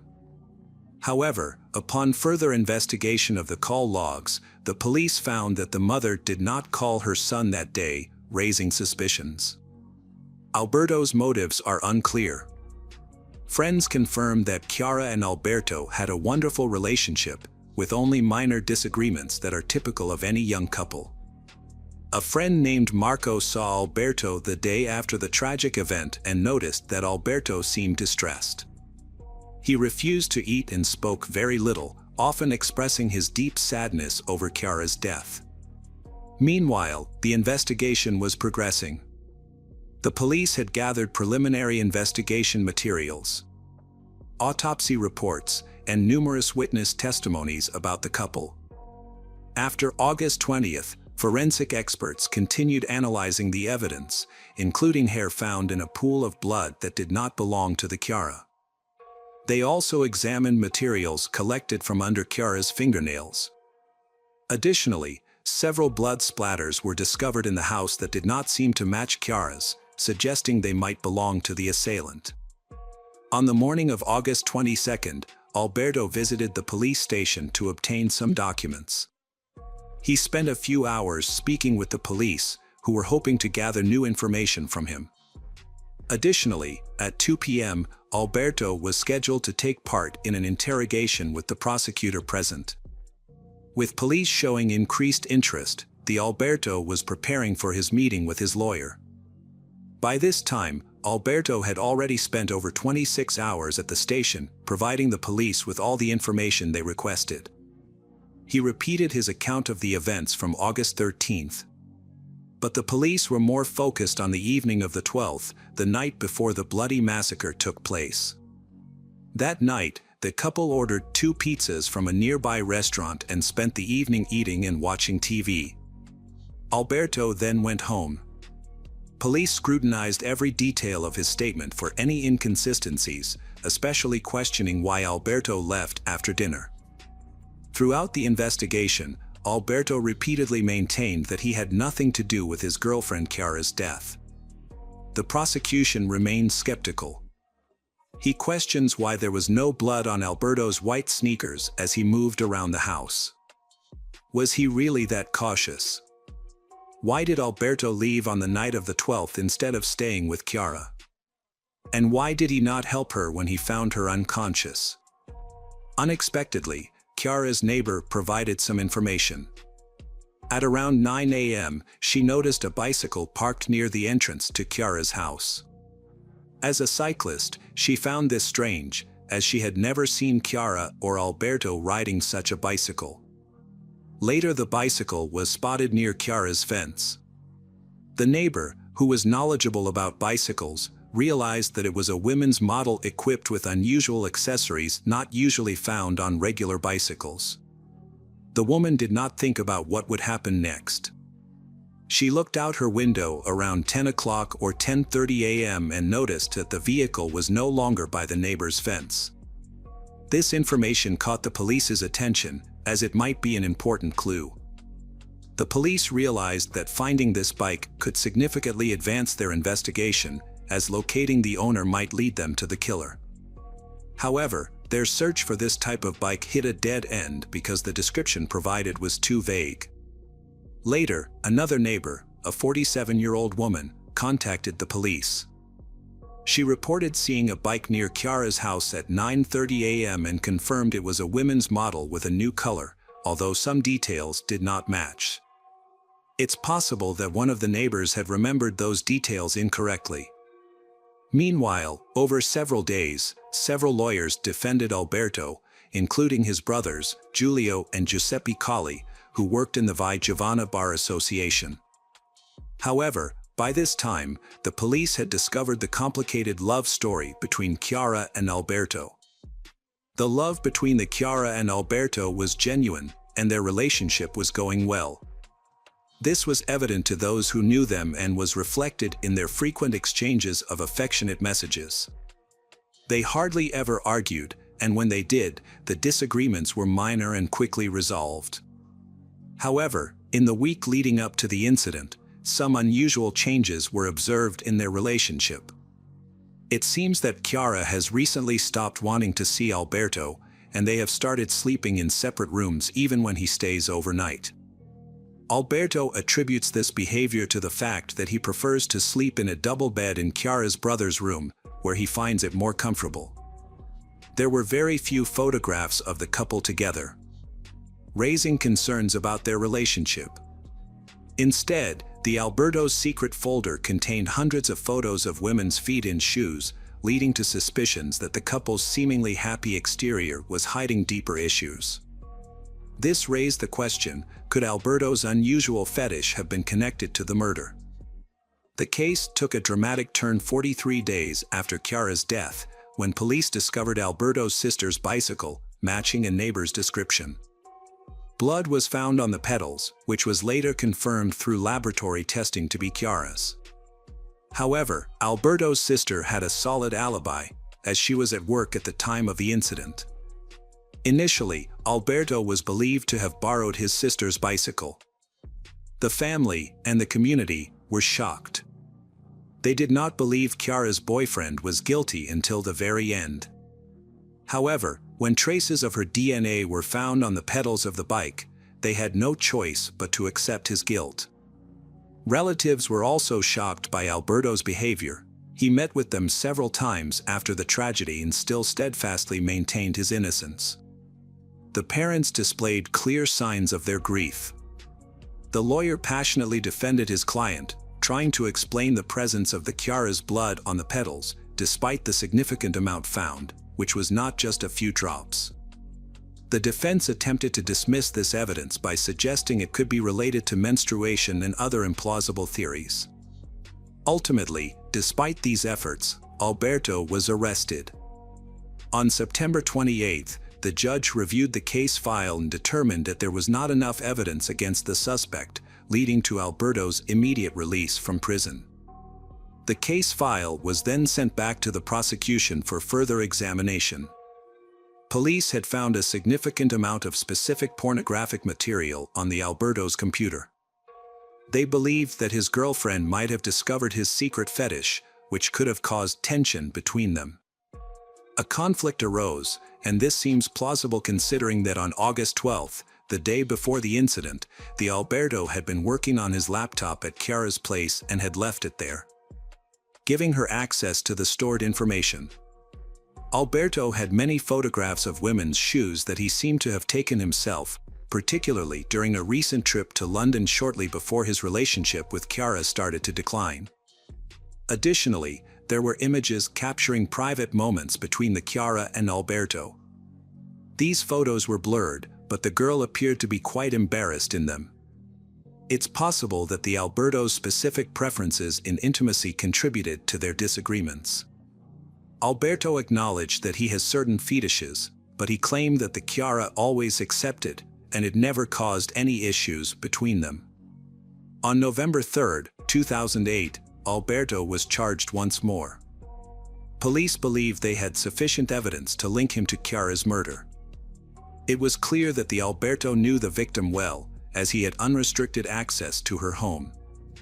This was supported by the fact that nothing was broken or stolen, and the Chiara was found wearing her home clothes. The strongest evidence was a footprint found in the Chiara's blood.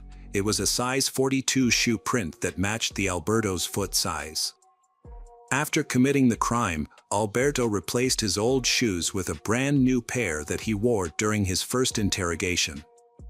Despite blood prints being found on the bicycle pedals, he persisted in denying any involvement. It seems he successfully disposed of the sneakers he wore when he left the Chiara's house after the murder. On February 24, 2009, during the preliminary hearing, the prosecution requested a 30-year prison sentence. Although they had initially requested a life sentence, after reviewing the case documents, the judge determined that further improvements were needed. He identified many of the evidence as being implausible. Extensive research was conducted, including a reconstruction of the events using computer models. A comprehensive model of Chiara's house was built, allowing the police to track the killer's movements. On August 13, 2009, a detailed report was submitted to the court. According to this report, the Alberto turned on his computer at 9:35 a.m. and viewed several pornographic photographs. He continued this activity until 12:20 p.m. and identified only 3 possible time intervals during which the murder could have occurred. The house alarm was deactivated at 9:12 a.m., and there is no information about Alberto's activities between then and 9:35 a.m. The second time window for the murder was from 12:20 p.m. to 12:46 p.m., as the Alberto called Chiara's mobile phone from his home shortly after 12:46 p.m. There was also a time frame available for the murder from 12:46 p.m. to 1:26 p.m. The forensic expert determined that the Chiara likely died between 9 o'clock and 10 o'clock in the morning, suggesting that the earlier time frame was more plausible. Meanwhile, the defense pointed out several mistakes made by the police during the investigation. The forensic expert noted that evidence was mishandled. There were numerous errors and inconsistencies, including the failure to collect the Chiara's fingerprints. Police also did not investigate other people who may have used the bicycle seen near Chiara's house, which weakened the prosecution's case. Additionally, the provisional time frame established suggests that Alberto had no more than 23 minutes to commit the crime, set up the scene, escape, and dispose of the shoes. Alberto lived a mile from Chiara's house, and if he had been able to ride his bicycle to Chiara's house, it would have been physically difficult and inconsistent with the timeline of events. Despite this, the prosecution believed he could have done so. On December 17th, the judge left the courtroom to consider his verdict. The prosecution asked for a 30-year prison sentence. However, they failed to present convincing evidence of his guilt. There were no bloody shoes, video footage, witness testimony, or obvious motives linking Alberto to the murder. Ultimately, the judge found Alberto not guilty. The verdict shocked the local community, which had expected a different outcome and labeled Alberto a murderer. However, the case did not end there. Chiara's family filed an appeal on November 8, 2011, leading to a new trial. This hearing lasted several weeks, during which the public and media were barred from the courtroom, allowing journalists only to enter when the decision was announced. The court acquitted the Alberto Stasi once more during a retrial on April 18, 2013. The lawyer emphasized that the charges lacked grounding and that there was insufficient evidence. He also argued that it would have been impossible for Alberto to commit the murder and cover up the evidence in just 23 minutes. Following the death of Alberto's father, who was killed in a Pavia hospital on April 9, 2014, a new phase in the investigation began. This phase included various pieces of evidence, such as computer modeling and a thorough analysis of a bicycle found in the Alberto's home. Unexpectedly, during this investigation, Alberto confessed to murdering Chiara. The case was so complex that without this confession, he likely would have been acquitted again. However, under public pressure, he ultimately admitted his guilt. On December 17, 2014, 37-year-old Alberto Stasi received a 16-year prison sentence and was ordered to pay €1 million in compensation to the Chiara's family.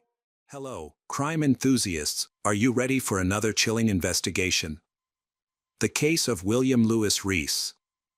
On May 16, 1997, 19-year-old Sandra Sapau stopped at a gas station in Webster, Texas to make a phone call from a pay phone. After making the call, she got back in her car and started driving, but soon discovered that her tire was flat. Sandra was forced to stop and was considering her options when a man in a white truck, who had been following her, stopped to offer help. The man appeared to be a kind stranger, and Sandra accepted his offer and got into his truck. The man restrained Sandra inside the truck and bound her wrists, then continued driving along Interstate 45. Sandra was terrified at this point and discovered that the truck doors were unlocked. Despite being pregnant, she was forced to jump out of the truck to escape her attacker. Unfortunately, he grabbed her, causing her to be dragged for several miles on the sidewalk. She eventually escaped, but was seriously injured. Sandra was taken to a nearby hospital, where the police were contacted.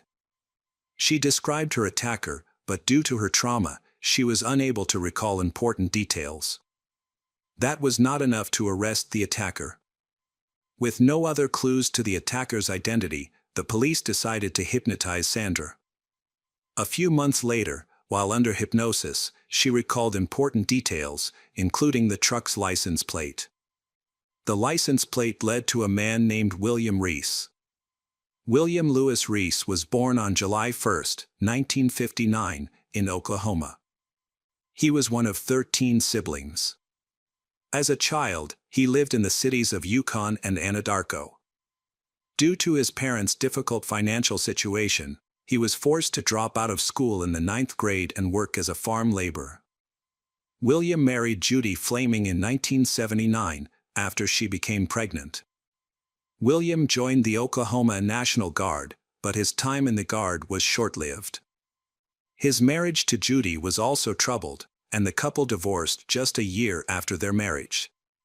Despite this, William convinced Judy to give their marriage another chance. They remarried and had a second child, but their reunion did not last long. William began drinking heavily and abusing Judy. The situation worsened in 1982 when Judy reported to the police that William had beaten her and threatened to kill her with a knife and a shotgun. As a result, Judy filed for divorce from William for the second time.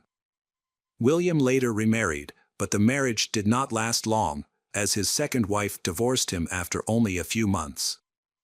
After the divorce, William continued his life of crime. In April 1986, he kidnapped a 19-year-old woman, the daughter of a Texas sheriff's deputy. The woman was driving to a local gym when her car got stuck. William, who was working as a truck driver at the time, lured her into his truck, promising to take her to the nearest payphone. Once she was in the truck, he tied her up and sexually assaulted her. William drove the victim to a nearby motel where he rented a room. When he allowed her to use the bathroom, she took the opportunity to escape and call the police. William was arrested and charged but released on bail, but a month later he attacked another woman and was arrested again. He was then tried for both crimes, convicted, and sentenced to 25 years in prison. However, William appealed the conviction and had his sentence reviewed.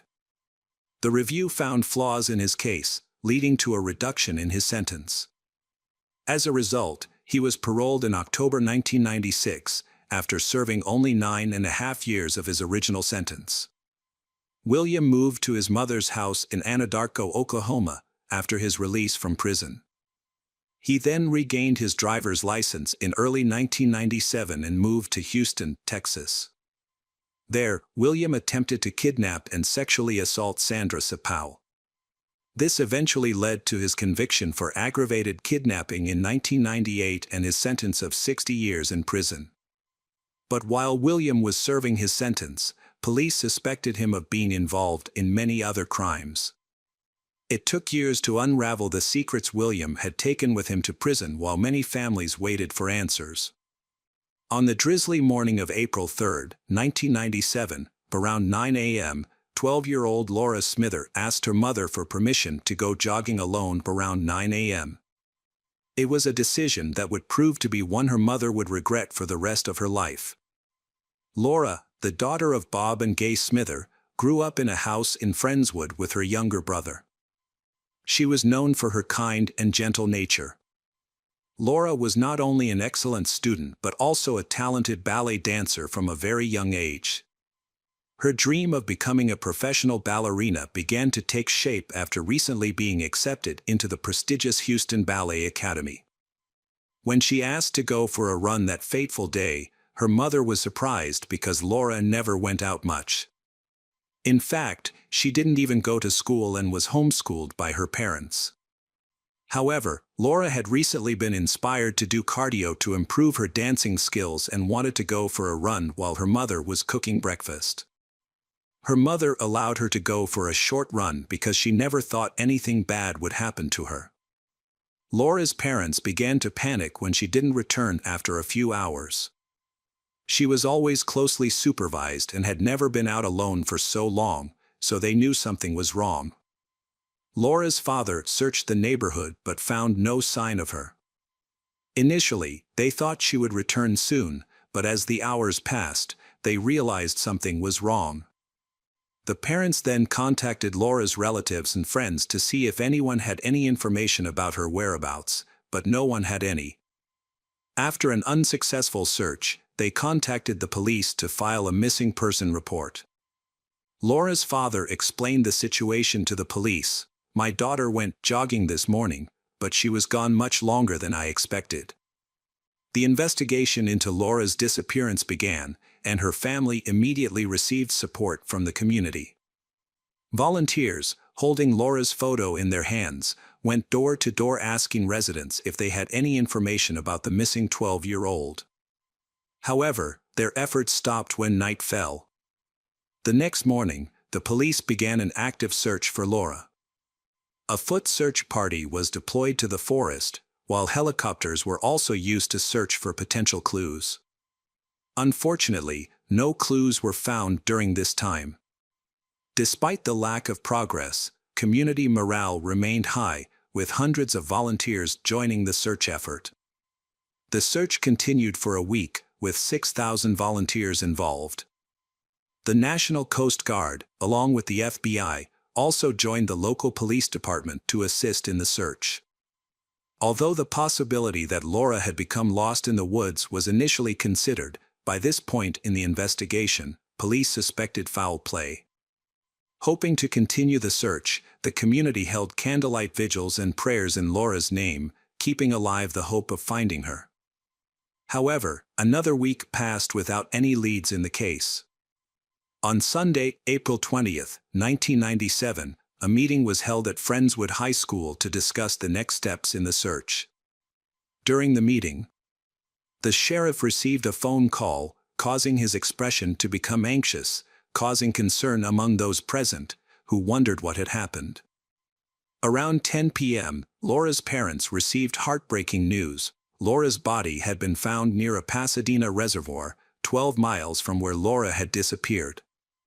A man walking his dog discovered Laura's badly decomposed body in a muddy area.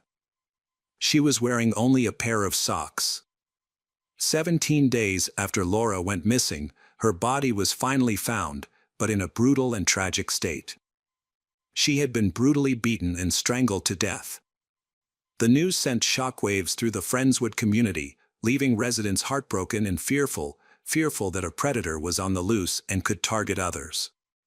Determined to catch the perpetrator, the police acted quickly. However, they had no information about the person responsible for this heinous crime. In an effort to gather leads, they began interviewing local sex offenders. Soon, William Lewis Reese came to their attention. William, 38, was working at Windsor Estate in Friendswood as an equipment operator. Curiously, on the day of Laura's disappearance, he left work around the time Laura went missing and returned 30 minutes later. However, even after an extensive investigation, police found no solid evidence linking him to the crime. As a result, the case remained unsolved for many years. Kelly Cox was a 20-year-old student who went on a field trip to the local Denton prison on July 15, 1997, with her classmates for a criminology class. Before entering the prison, she parked her car in the parking lot across from the police station and hid the spare key in a magnetic box under the car. Following the professor's instructions, she locked her other belongings, including her cell phone, in the car. After completing the prison tour at noon, Kelly quickly left because she had to take a test that day at the University of North Texas, where she was a student. Kelly tried to leave by unlocking the car door with the spare key. But it did not work. She had checked the key the night before and it was fine. Kelly was unable to use her cell phone, so she went to a nearby gas station to use a public phone to call her boyfriend, Lawrence Harris III, for help. After the call, she went inside the gas station, bought a drink, and disappeared. Lawrence arrived about 45 minutes later, but Kelly's car was still in the parking lot and she was nowhere to be found. Her keys and key fob were also missing. Lawrence searched for Kelly but could not find her. He then called Kelly's mother to check if she had returned home, but she had not. At the time, the situation seemed suspicious, but Kelly's family decided to wait a little longer to see if she returned. However, their concerns grew as time went on. By 5:30 p.m., they believed something was wrong. This was the time Kelly was supposed to pick up her 19-month-old daughter, Alexis, from her babysitter. Knowing Kelly was a responsible mother, they realized that it was unusual for her to miss this appointment or not arrange for someone else to pick up Alexis. After the missing persons report was filed, police immediately began searching for Kelly. As is standard procedure in missing persons cases, they began questioning those closest to her. The first person they looked at was her boyfriend, Lawrence, but he was cleared as a suspect after passing 4 polygraph tests. A subsequent tip led them to another suspect, William Lewis Reese, who was also a suspect in the Laura Smither case. Although William did not live in Denton at the time of Kelly's disappearance, a gas station receipt placed him in the area on the same day Kelly went missing. Given William's history as a sex offender, he became a priority suspect, prompting police to search his car for any sign of Kelly, specifically her fingerprints. However, no fingerprints were found, leaving police with no further evidence linking William to Kelly's disappearance. With no leads, no witnesses, and no surveillance footage, the case quickly went cold and remained so for years to come. Kelly's disappearance was difficult for her mother and stepfather, as they had to raise Alexis on their own. As the years passed, Kelly never returned to her daughter, but following in her mother's footsteps, Alexis continued to attend the same college as Kelly, holding out hope that her mother would one day return. Over the years, Kelly's loved ones continued to share her story and circulate her photo, never giving up hope that she would return home. Unfortunately, their wishes have yet to come true. Jessica Kane, a 17-year-old high school student, was reported missing by her mother on August 17, 1997. At approximately 1:30 a.m. that morning, Jessica had left a cast party at Bennigan's on Bay Avenue Boulevard after a concert in Dickinson, Texas. The party was attended by her friends from the show. When her mother found out that Jessica had not returned home, she began calling the friends who had been with her that night. They confirmed that Jessica had left the party but had not returned home. Born on August 28, 1979, Jessica was known for her cheerful personality, love of sports and passion for drama, and was captain of the drill team at O'Connell High School in Galveston, Texas. Jessica's parents immediately became concerned that something had happened to her. When her father went to look for her, he discovered her car parked near the Lomark exit off the highway with her valuables still inside. He immediately contacted the police, who along with hundreds of volunteers were involved in the search for Jessica. During this difficult time, Jessica's parents met Bob and Gay Smither, who were also searching for their missing daughter, Laura. Laura Smither's family, who were also going through their own horrific nightmare, remained steadfast in their support of Jessica's parents and joined the search. Despite the efforts of the police and community to find Jessica, no sign or evidence of her turned up. The police began to suspect foul play and thought the chances of finding Jessica alive were extremely low. After weeks of searching, the case was dropped. But Jessica's family never gave up on finding answers. We are being forced to learn patience, an extremely difficult lesson, to wait, to be calm, and to trust in God.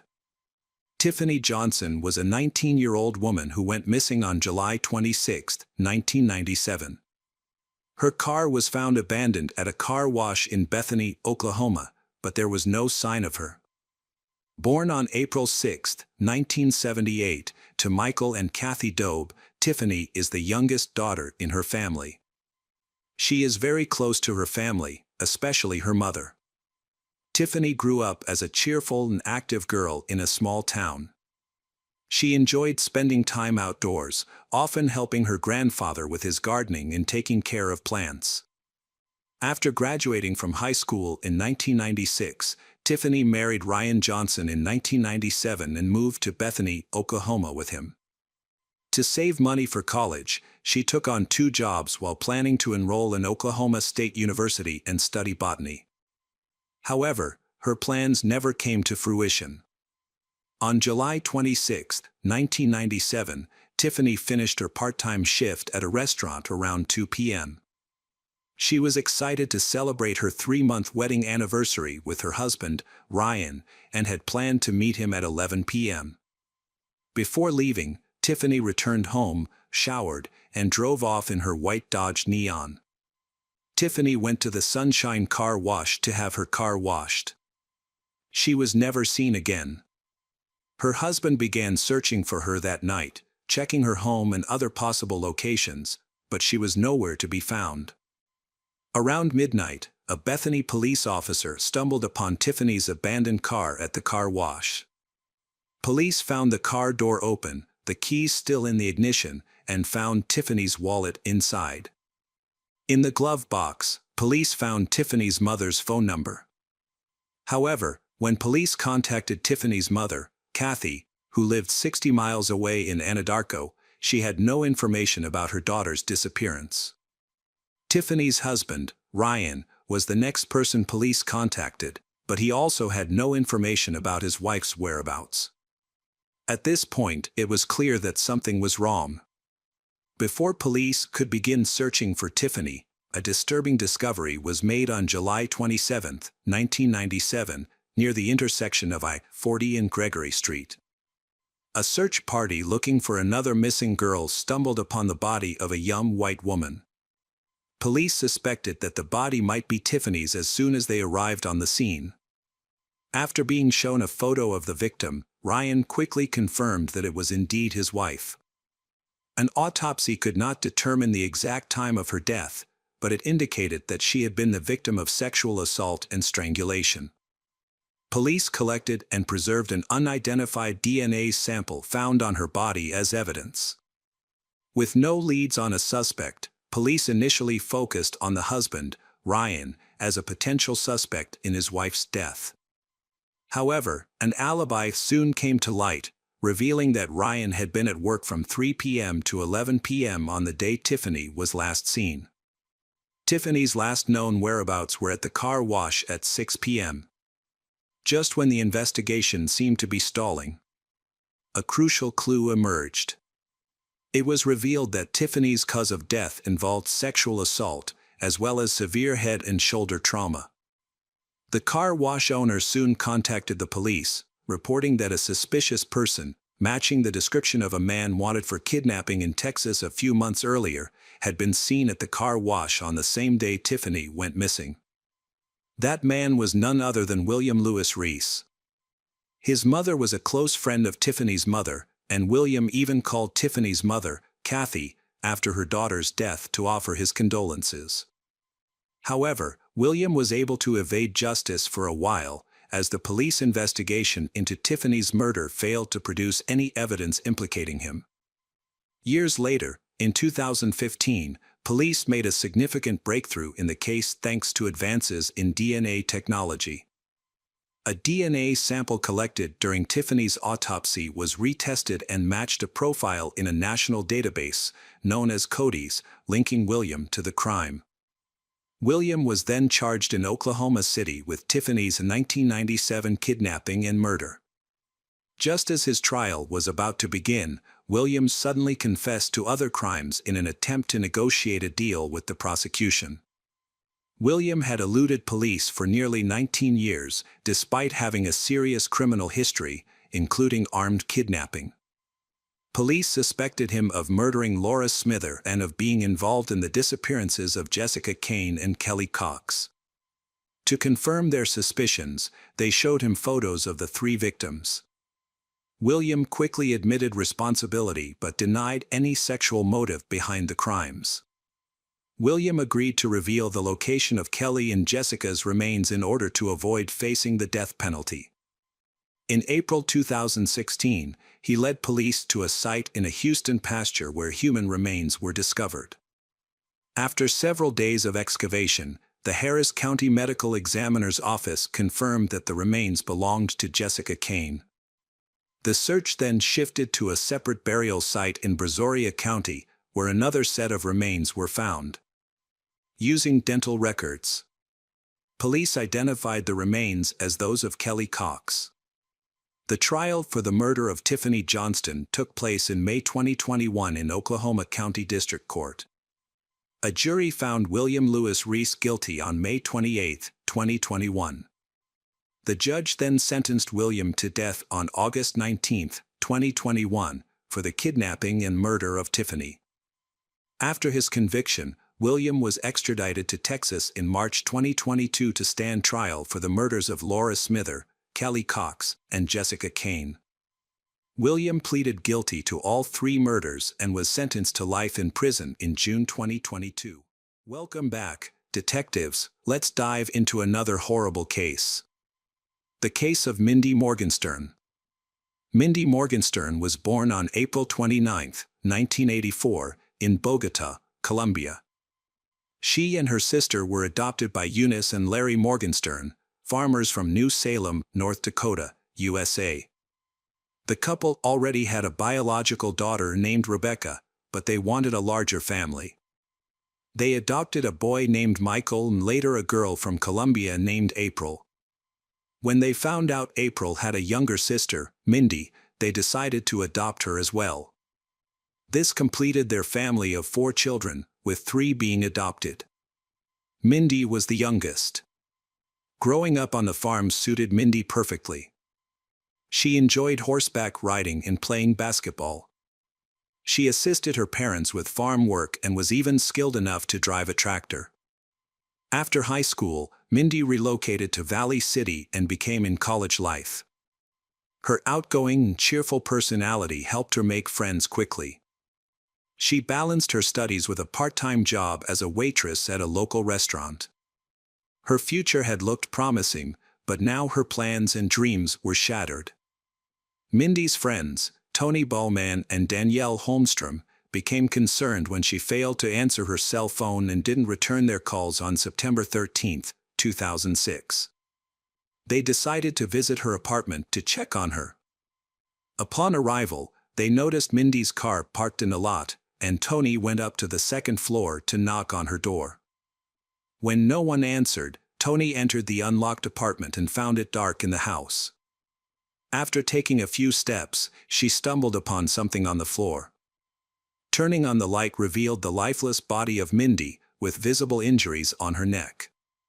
Tony was shocked and immediately ran outside to call Danielle, who was waiting in the car. The two of them re-entered the apartment, confused and trying to make sense of what they saw. Mindy's body showed signs of knife wounds on her neck, and an empty bottle of cleaning agent lay nearby. The strong smell of the cleaning agent filled the entire apartment. Danielle quickly called 911 to report the discovery of her friend's body. Hearing the noise, a neighbor living on the same floor decided to come check out what was happening. He walked up to Mindy, he checked for a pulse and, after a few moments, confirmed to Tony and Danielle that their friend was deceased. Soon after, the police arrived at Mindy's apartment and were immediately hit with the strong smell of cleaning agent. Upon entering, they found Mindy's body lying across the living room floor with a belt wrapped around her neck and a broken knife lodged in it. The handle of the knife was lying next to her. It was clear that the perpetrator had attempted to destroy evidence using the cleaning agent, but fortunately, some evidence remained. Forensic experts discovered skin particles under Mindy's left-hand fingernails, indicating that she had resisted and scratched her attacker. As investigators worked to determine the motive behind the attack, they quickly ruled out a robbery gone. Mindy's purse, phone, wallet, and cash were still clutched in her right hand, and her jewelry and other valuables were untouched. The scene suggested that Mindy had been attacked the moment she entered her apartment with a basket of clean laundry, which was found next to her body. There were no signs of forced entry on the front door. This suggests that the person who attacked Mindy may have known her, or they may have entered the apartment immediately after her. The following day, detectives faced the difficult task of informing Mindy's family of her passing. Her parents, brother, and sisters were devastated by the news. The family couldn't think of anyone who would want to harm Mindy, as she was well liked by everyone. Furthermore, none of her friends had any problems with the law. Tony and Danielle, friends of Mindy, told investigators that they were not the only people in the apartment. A neighbor from the same floor had entered Mindy's apartment after hearing their screams, checked her pulse, and confirmed that she was deceased. When questioned, the man claimed he had checked Mindy's pulse with the back of his hand to avoid leaving fingerprints on her wrist. Which investigators found suspicious. This man's name is Robert Lind, and he had several scratches on his hands, making him a suspect. The police took Robert to the station for questioning. However, after reviewing his background and discovering his history of run-ins with the law, the number of questions increased. The police asked about the scratches on his hands, which he claimed were work-related injuries, explaining that his job working with steel often resulted in such scratches. When questioned about his activities on the day of the incident, Robert reported being at work from 7 a.m. to 5:30 p.m. Robert's boss verified this information and added that employees working in the same industry as Robert often have scratches on their hands due to the nature of their work. Despite his alibi, investigators did not clear Robert as a suspect and requested he a DNA sample, which he agreed to provide. The sample was sent to the lab for comparison with DNA found under Mindy's fingernails. The police interviewed Mindy's friends but found no leads. Everyone reported that Mindy had no conflicts with anyone. While waiting for DNA results, investigators spoke with other neighbors, including Mo Gibbs, a corrections officer from the Barnes County Jail. Mo lived in the same building as Mindy and was familiar with the investigators, so they hoped he might have noticed something unusual. As a corrections officer, Mo was likely more observant than the average person. He was married with a stepchild and lived in the apartment next door to Mindy. When he came to the police station for questioning, he brought his child, so one of the police kept the child, while Mo answered questions. Mo reported serving in the Navy from 1990 to 1999. He was discharged after being convicted of assault, for which he served a prison sentence. Following his release, he had no further run-ins with the law. Before becoming a corrections officer, Mo worked as a college security guard. On the day before Mindy's death, Mo claimed to have worked a night shift. The next morning, he returned home and began loading boxes into his car in preparation for moving to a new apartment with his wife and stepdaughter. Mo stated that he didn't notice anything unusual, but he did notice a strong smell of cleaning agent. However, he didn't investigate the source of the smell due to being preoccupied with the move. Mo had scratches on his hands, which he attributed to injuring himself while carrying boxes. When questioned by police about whether he had ever been to Mindy's apartment, Mo replied that he had visited once to help Mindy carry a laundry basket. Investigators requested a DNA sample from Mo for comparison, and he agreed without hesitation. After providing the sample, he was allowed to leave. Investigators sought to speak with anyone who had a close relationship with Mindy. To do this, they visited the restaurant where she was employed and conducted interviews with her co-workers. During these conversations, they discovered that a particular individual had been making Mindy feel uneasy. This person, a regular at the restaurant, resided in a nearby trailer and frequently visited the establishment. His behavior was described as peculiar, and Mindy had expressed discomfort when he was around. The man in question was identified as Ralph. When questioned by the police, he denied any involvement in Mindy's death, claiming he had no knowledge of who she was. According to Ralph, he had never had any disputes with anyone at the restaurant. Although Ralph did not have an alibi, he willingly provided a DNA sample. The police then sent this sample to a laboratory for comparative analysis. Next, investigators spoke with Jordan Ram, Mindy's boyfriend of over a year. He and Mindy shared a similar background, both coming from local farming families, and had met at church. Jordan had a clean record and a good reputation in town. He appeared dedicated to Mindy, often taking her to his family's home to spend time together. However, Mindy's parents reported that Jordan would sometimes arrive unannounced at their farm, asking to see Mindy. They sensed he might be jealous, but didn't think he was capable of harming their daughter. Jordan went to the police station immediately after being asked to do so. He was cooperative and honest in his responses to the investigators' questions. According to Jordan, he had spent time with Mindy the day before her death, going shopping and visiting a video rental store together. The next day, Mindy called him at 10:45 a.m., which turned out to be the day of her death. What struck Jordan as unusual was that this was the only call they exchanged that day. Normally, Mindy would call him about 10 times a day, but on that day, there was only that one call, and when he tried to reach her later, she didn't answer. Jordan assumed she was busy and would call him back, but unfortunately, that never happened. Jordan also provided details about his activities at the time of Mindy's death, stating that he was working on his family's farm. The investigators requested a DNA sample and asked him to undergo a polygraph test, to which he agreed. However, during the polygraph test, Jordan was very nervous, so the test results were unclear.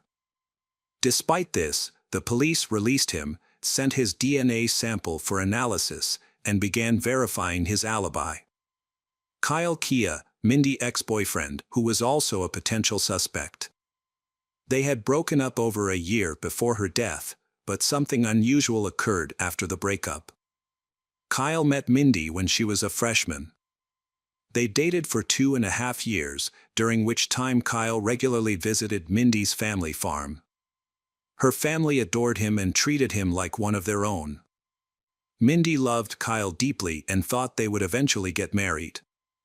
However, their relationship ultimately ended without a wedding. When questioned by investigators, Kyle shared the story of his time with Mindy. He recounts the story of how they first met and the intense attraction they feel from the very first moment. Kyle described their 2.5-year relationship as having ups and downs.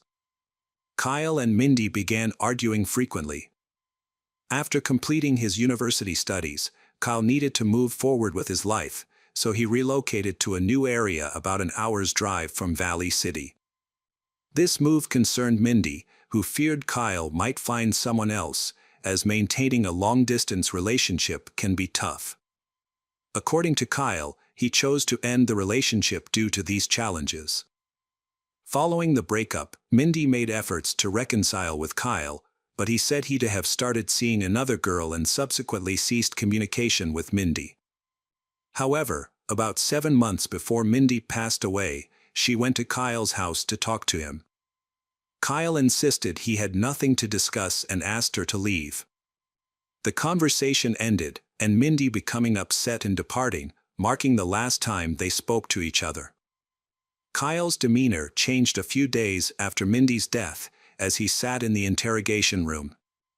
He expressed regret over his actions and revealed that Mindy had been in contact with his father, Rodney Kia, which he found unusual.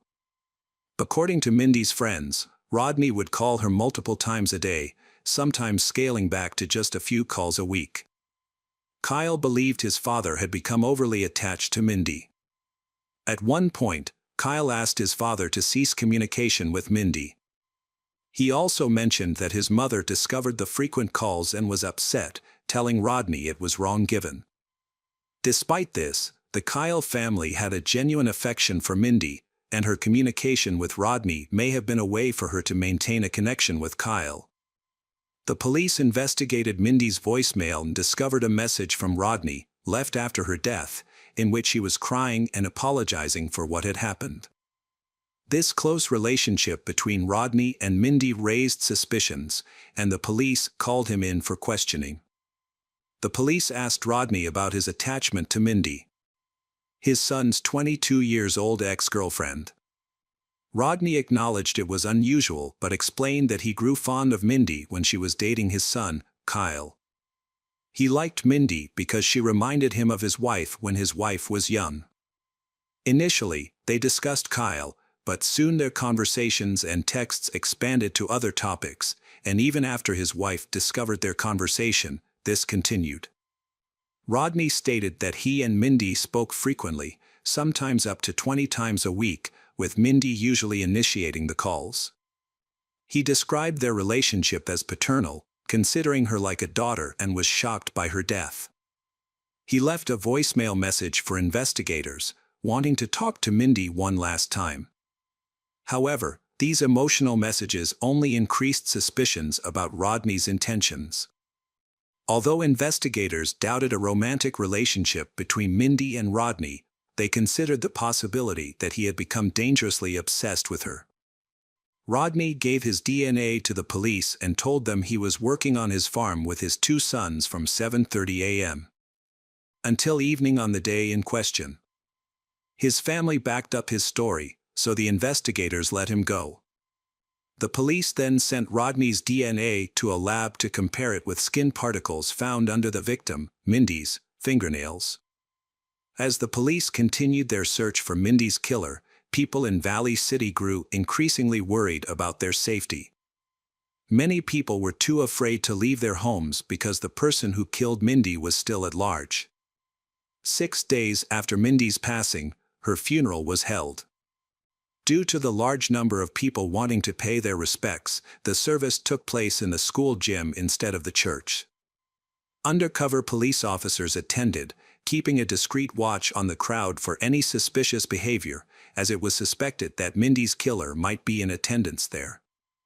The police had also asked attendees to take photos and videos of the crowd, hoping to capture any unusual behavior.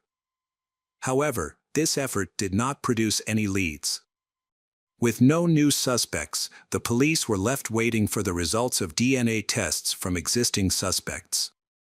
However, investigators uncovered a significant lead. Upon analyzing the DNA found under Mindy's fingernails and entering it into the federal database, they discovered a match from a 2-year-old case in Fargo, North Dakota, approximately 75 miles from Valley City. In this prior case, the attacker forced her to have sex with him. The DNA match revealed that the same person was responsible for both Mindy's murder and in the attack in Fargo. These things indicated that the individual was likely to continue committing crimes. The police were now under pressure to apprehend the suspect before another victim was harmed. Although they still didn't know the perpetrator's name, the relevance to the Fargo case provided a crucial lead in the investigation of Mindy's death. The police investigating Mindy's case met with a 22-year-old woman from Fargo who had been attacked in a previous case. The woman had planned to become a teacher and had been out with friends at a bar, drinking and having fun, on the evening of the attack. She told her friends she needed to use the bathroom, but her memories stopped there. When she regained consciousness, she found herself pinned to a mattress in an unfamiliar apartment, with a man she didn't know on top of her. He covered her mouth to prevent her from screaming, and she tried to resist. Surprisingly, the man eventually let her go. She was barefoot and disheveled, with her purse missing. She reported the incident to the police and described her attacker as a muscular African-American man, over 6 feet tall and 200 pounds. Although the police couldn't find the attacker at the time, they had his DNA, which they entered into the federal database, but the case remained unsolved for 2 years. It was later discovered that the same man had committed another attack, this time resulting in death. In the investigation of Mindy's case, the police collected multiple DNA samples and sent them to the lab for analysis.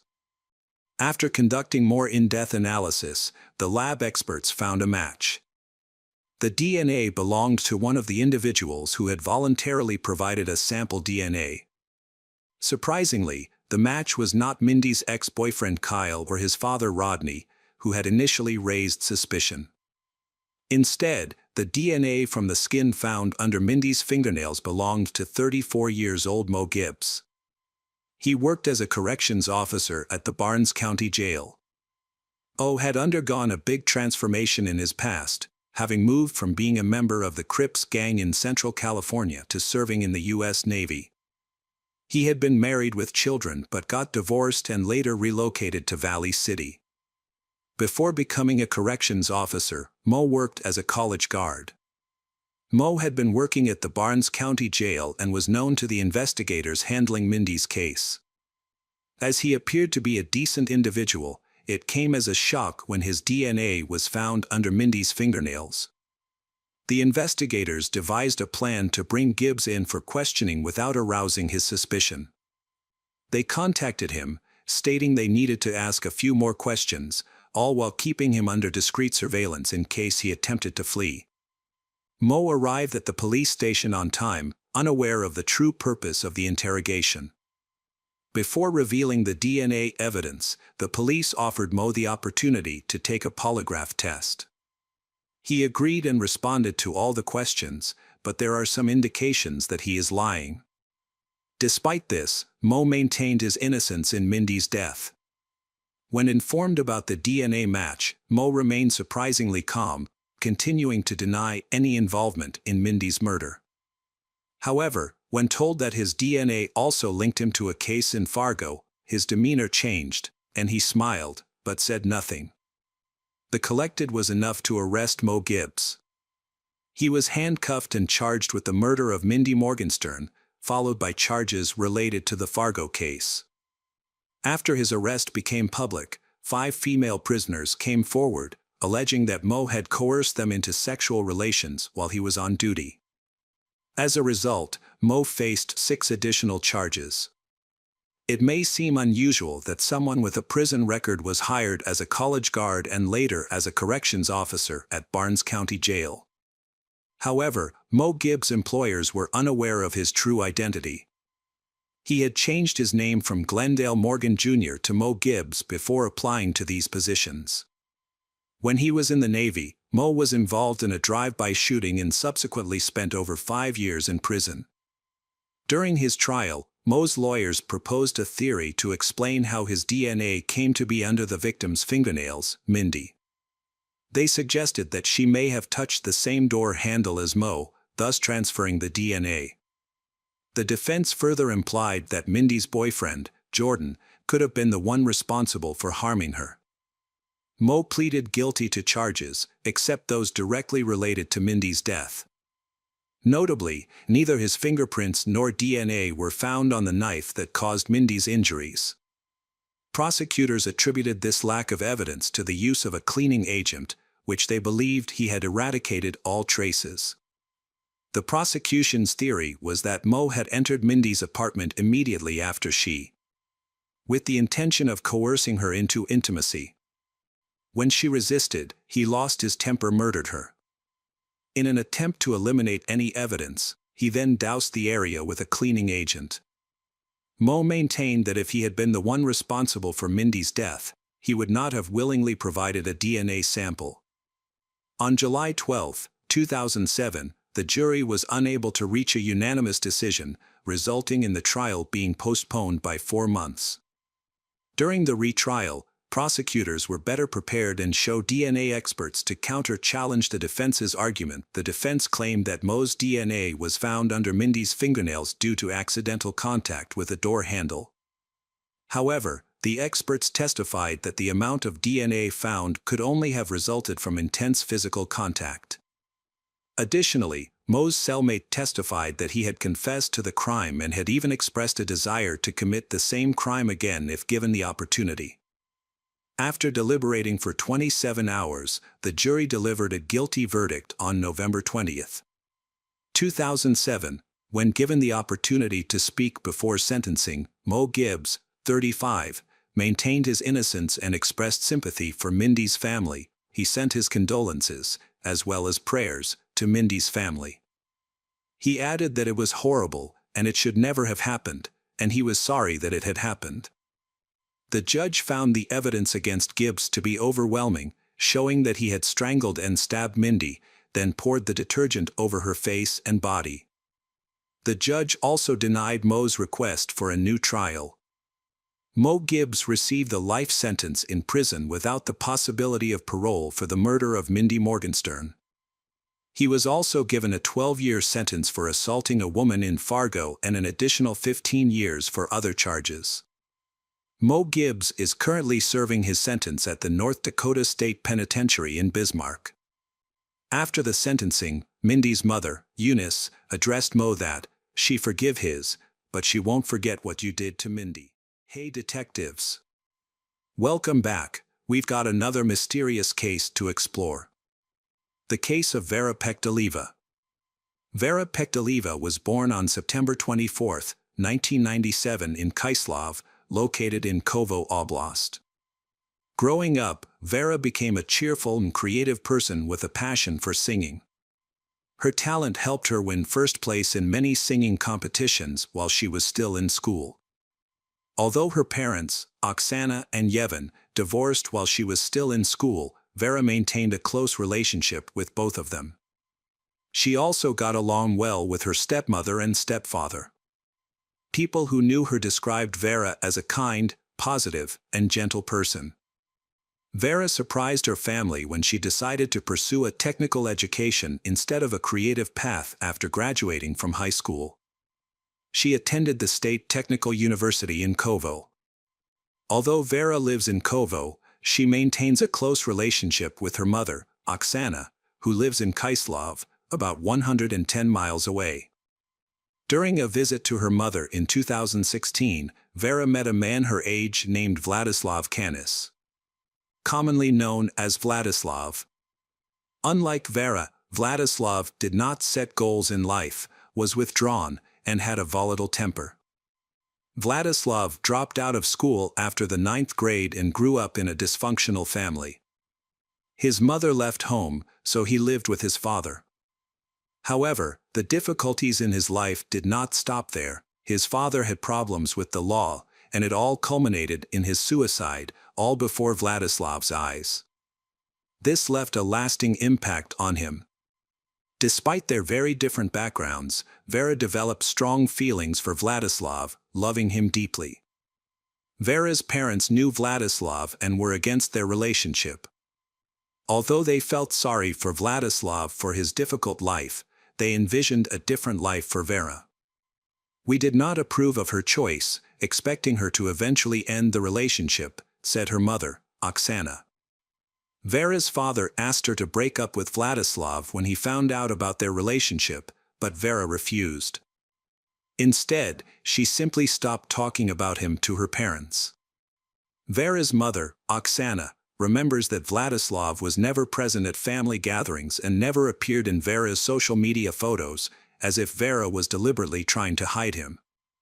It is worth noting that in 2019, Vera and Vladislav began living together in Kovel. Vera's parents supported them financially by helping to pay the rent for the apartment. At that time, Vladislav was unemployed and relied on Vera for financial support. She was not only beautiful and intelligent but also financially stable. The relationship between Vladislav and Vera became strained due to Vladislav's excessive drinking, and he showed no signs of stopping. Vera's parents suspected that he was abusing their daughter. In November 2019, Vera decided to end the relationship. However, Vladislav refused to accept this and did not want it to end. Vladislav was supposed to be the one to move out, but he had no intention of doing so. He wanted to enjoy the benefits of living off someone else. 3 minutes later, Vera sent a new voice message to her friend, asking her to come help Vera move. However, before Vera could finish her sentence, Vladislav interrupted, firmly stating, "No, no one is coming in here," implying that he did not approve of her friend coming to their apartment to help her move. At around 5:15 p.m., Vera quietly asked her friend to come over, presumably because she needed help. Vera spoke softly, presumably so that Vladislav would not hear. 10 minutes later, at 5:25 p.m., Vera sent another voice message. This time, Vladislav responded loudly, telling Vera's friend not to come over and to wait for Vera to text her. Nearly 2 hours later, at 7:19 p.m., Vladislav took control of Vera's phone, sending a voice message himself. From that point on, Vera no longer had access to her phone and was left alone with Vladislav. At 3 a.m., a commotion broke out when the neighbors on the same floor were awakened by terrifying screams coming from apartment 738. A witness described the scene as a massacre, vividly recounting the horrors unfolding before their eyes. The screams were deafening, attracting a crowd of 15 people to the hallway near the apartment. Vladislav's brother was among them. He had heard Vladislav say that he was going to kill Vera. The brother realized that immediate intervention was needed. However, the iron door of the apartment was a formidable barrier. The neighbors began looking for tools that would allow them to break down the door and stop the unfolding tragedy. All this time, Vera's screams of pain continued to be heard from the apartment. A serious incident occurred when the police failed to respond promptly to emergency calls. At around 3 a.m., people called the emergency services after witnessing a traumatic situation involving Vera and her ex-boyfriend, Vladislav. Despite receiving numerous calls, the police did not arrive at the scene until 6:30 a.m., 3.5 hours later. Vera's neighbors, desperate for help, called the emergency services 7 times. As Vera fought for her life, but no one came. The last words that the neighbors heard from Vladislav were, "Vera, forgive me, I love you very much." As the situation escalated, the neighbors found a crowbar in a nearby parking lot and broke down Vera's door. Unfortunately, they were met with a tragic scene. Vera was lying motionless, while Vladislav was found drunk in the bathroom. And the neighbors tried in vain to get help from the police. Operator 112 were socializing, laughing and drinking tea while discussing their lives, and were very unhappy that they were disturbed. Police arrived at the scene only after being informed that Vera had died. They initially blamed their delayed response on a lack of fuel in one of their vehicles and not enough officers on duty due to other emergencies. The operator, 112, and the police officer on duty that night were both brought to trial. Police station footage was released during the investigation, revealing their indifferent attitude. Vladislav's testimony confirmed that there was no conflict between him and Vera until 5 a.m. Vladislav recalled an argument with Vera on December 15, 2019, which occurred because he wanted to go to a nightclub, but she refused. This incident was not the beginning of their problems, as Vera had mentioned ending their relationship a month earlier. She also began to spend more time with Kaislav and less time with him. Vladislav also found out from a mutual friend that Vera was in a relationship with another man named Alexander, from Kaislav. Although he did not know Alexander, Vladislav still wanted to discuss this with Vera. Despite the tension between them, they still lived in the same apartment and kept in touch by phone. After an argument on December 15, 2019, Vera left the apartment, taking some of her belongings with her. On January 12, 2020, he contacted Vera to offer to help her move the rest of her belongings to a new apartment. She accepted his offer and they planned to meet the next day to complete the move. Vera scheduled a meeting with him on the afternoon of January 13, 2020 so they could pick up her belongings and transport them to her new apartment. However, his plan was not just to help Vera move, he also intended to move out, as he did not want to continue living in the apartment without her. When Vera arrived on January 13, 2020, between 4 o'clock and 6 p.m., we decided to pack both of our belongings, making it a joint move. On January 14, 2020, they consumed a large amount of alcohol, including beer, spirits, and vodka, while packing. By about 5 a.m., I was drunk, and so was Vera. Initially, there were no problems between them. However, things changed when he brought up their past relationship and told her that he knew she was seeing someone else. Vera felt offended by this and the conversation escalated into a heated argument. She became aggressive, used foul language, and physically assaulted him. Specifically, she kicked him several times in the groin and hit him several times in the face with the palm of her hand. The slaps did not cause him significant pain, but the kicks to the groin did. Vera started a fight, which angered him. He was angry not only at her attacks, but also at her dishonesty about dating other people and accusations that he had crossed the line when discussing her personal life. During this time, Vladislav claimed that Vera continued to insult him, which was the story he told the police. However, the medical examination showed that he was lying. Vera's fatal injuries did not occur at the time of her death, but 6 hours earlier, around midnight. This timeline indicated that Vladislav had repeatedly beaten and injured Vera in the 6 hours before she died from her injuries. The examination found approximately 100 injuries on her body, including stab wounds, a broken nose, broken ribs, and signs of strangulation on her neck. After this tragic incident, Vera's funeral attracted more than 1,000 mourners, but the church was too small to accommodate everyone.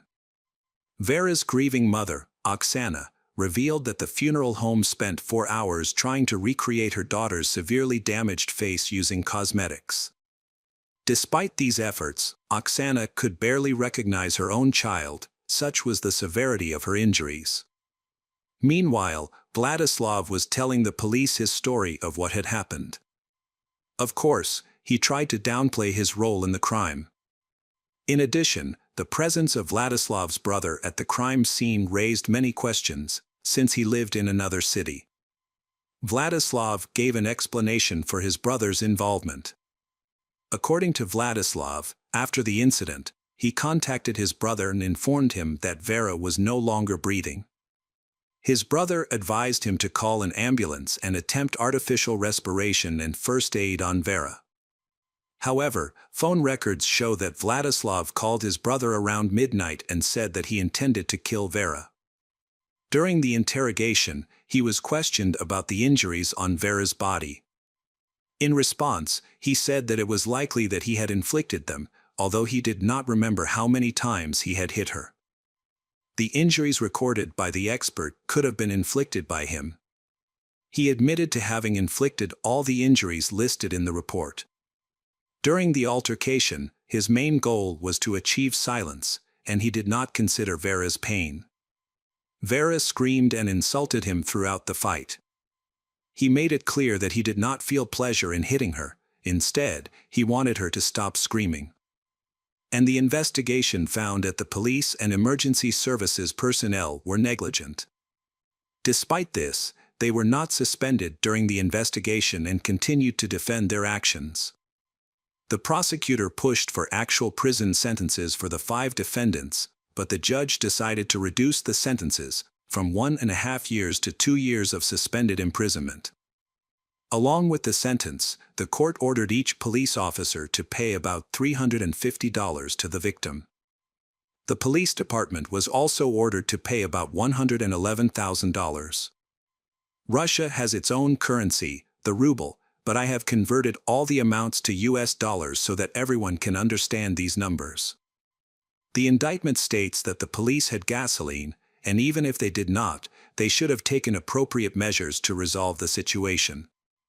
Furthermore, the police refused to cooperate with the investigation and did not take responsibility for their actions.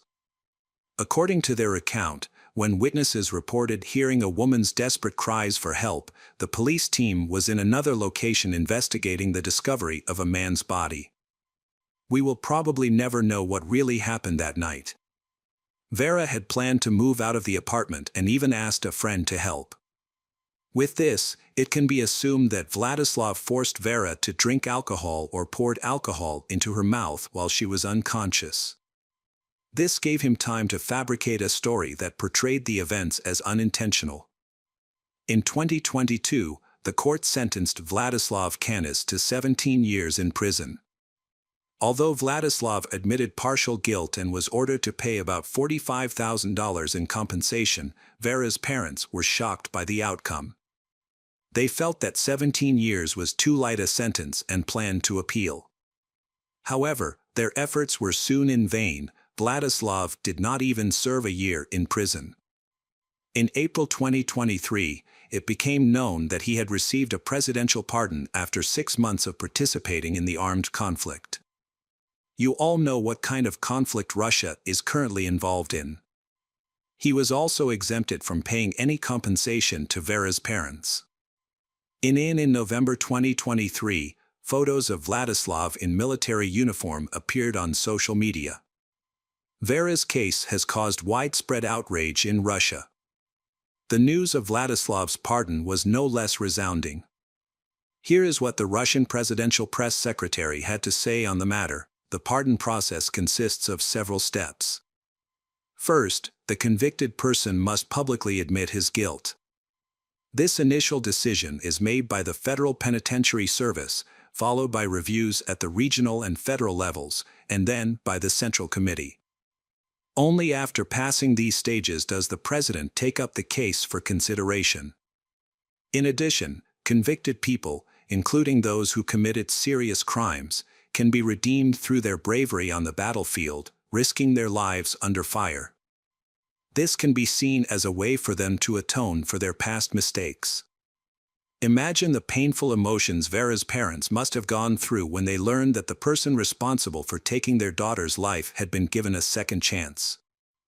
In stark contrast, Vera will never have the chance to start over, as her life was tragically cut short, leaving her with no chance of redemption.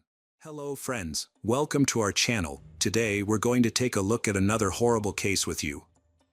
The case of Brayla Stone.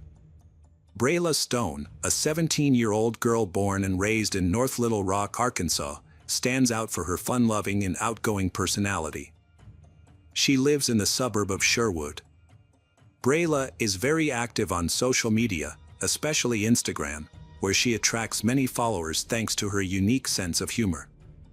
Despite being transgender and sometimes facing negative reactions from some people in the community, Brayla is always proud of who she is. She is not afraid to stand up for herself and oppose negative words or actions directed at her or her lifestyle. Brayla lives confidently and strongly, not letting anything stand in her way. Brayla naturally expresses her femininity in her daily life and on social media. This is shown not only through her style of dress and makeup but also through her behavior and communication with people. She realizes that true confidence comes from accepting and loving yourself, not from trying to meet other people's expectations. Despite life's challenges, Brayla persists in pursuing her dreams and holding on to her beliefs. She hopes to one day stand in a spotlight, proudly showing her true self to the world. Brayla is a strong and admirable girl. We use the pronoun she when talking about Brayla to show respect and acknowledge her gender identity.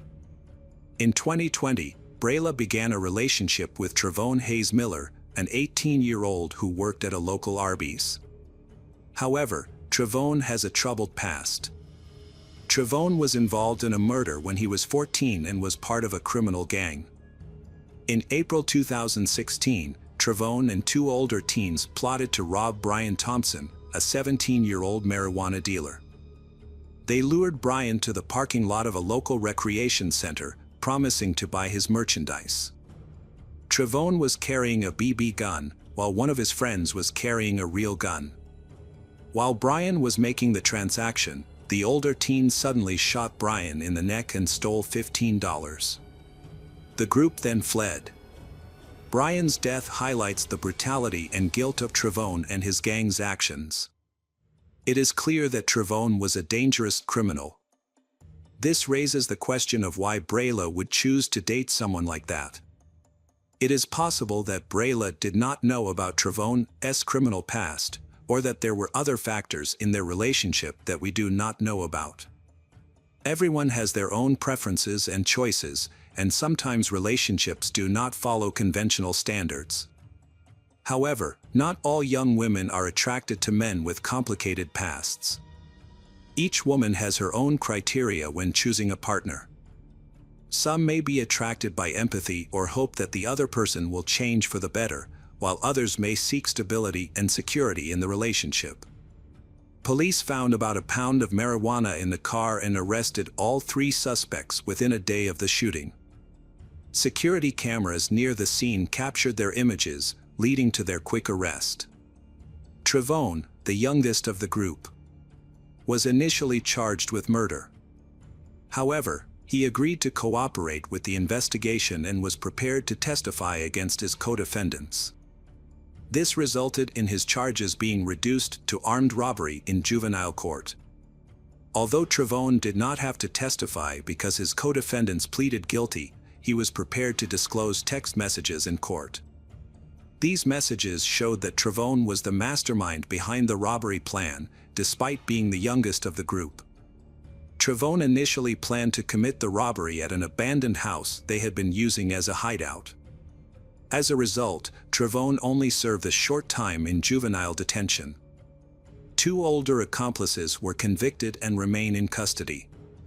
In 2019, Trevone was arrested again for robbery and impersonation. He posed as a security guard at a Walmart and attempted to rob two customers in the parking lot. A few months later, he was arrested again on weapons charges. In 2020, Trevone and Brayla had a romantic and sexual relationship for a while. Brayla was a confident transgender person but still faced social stigma. She understood that not everyone accepted her. When she began her relationship with Trevone, Brayla agreed to keep it a secret. Although Trevone knew Brayla was transgender, he still felt uncomfortable making the relationship public. He feared the negative reaction from society and the possible consequences. Instead of public his relationship with Brayla, Trevone kept the relationship a secret.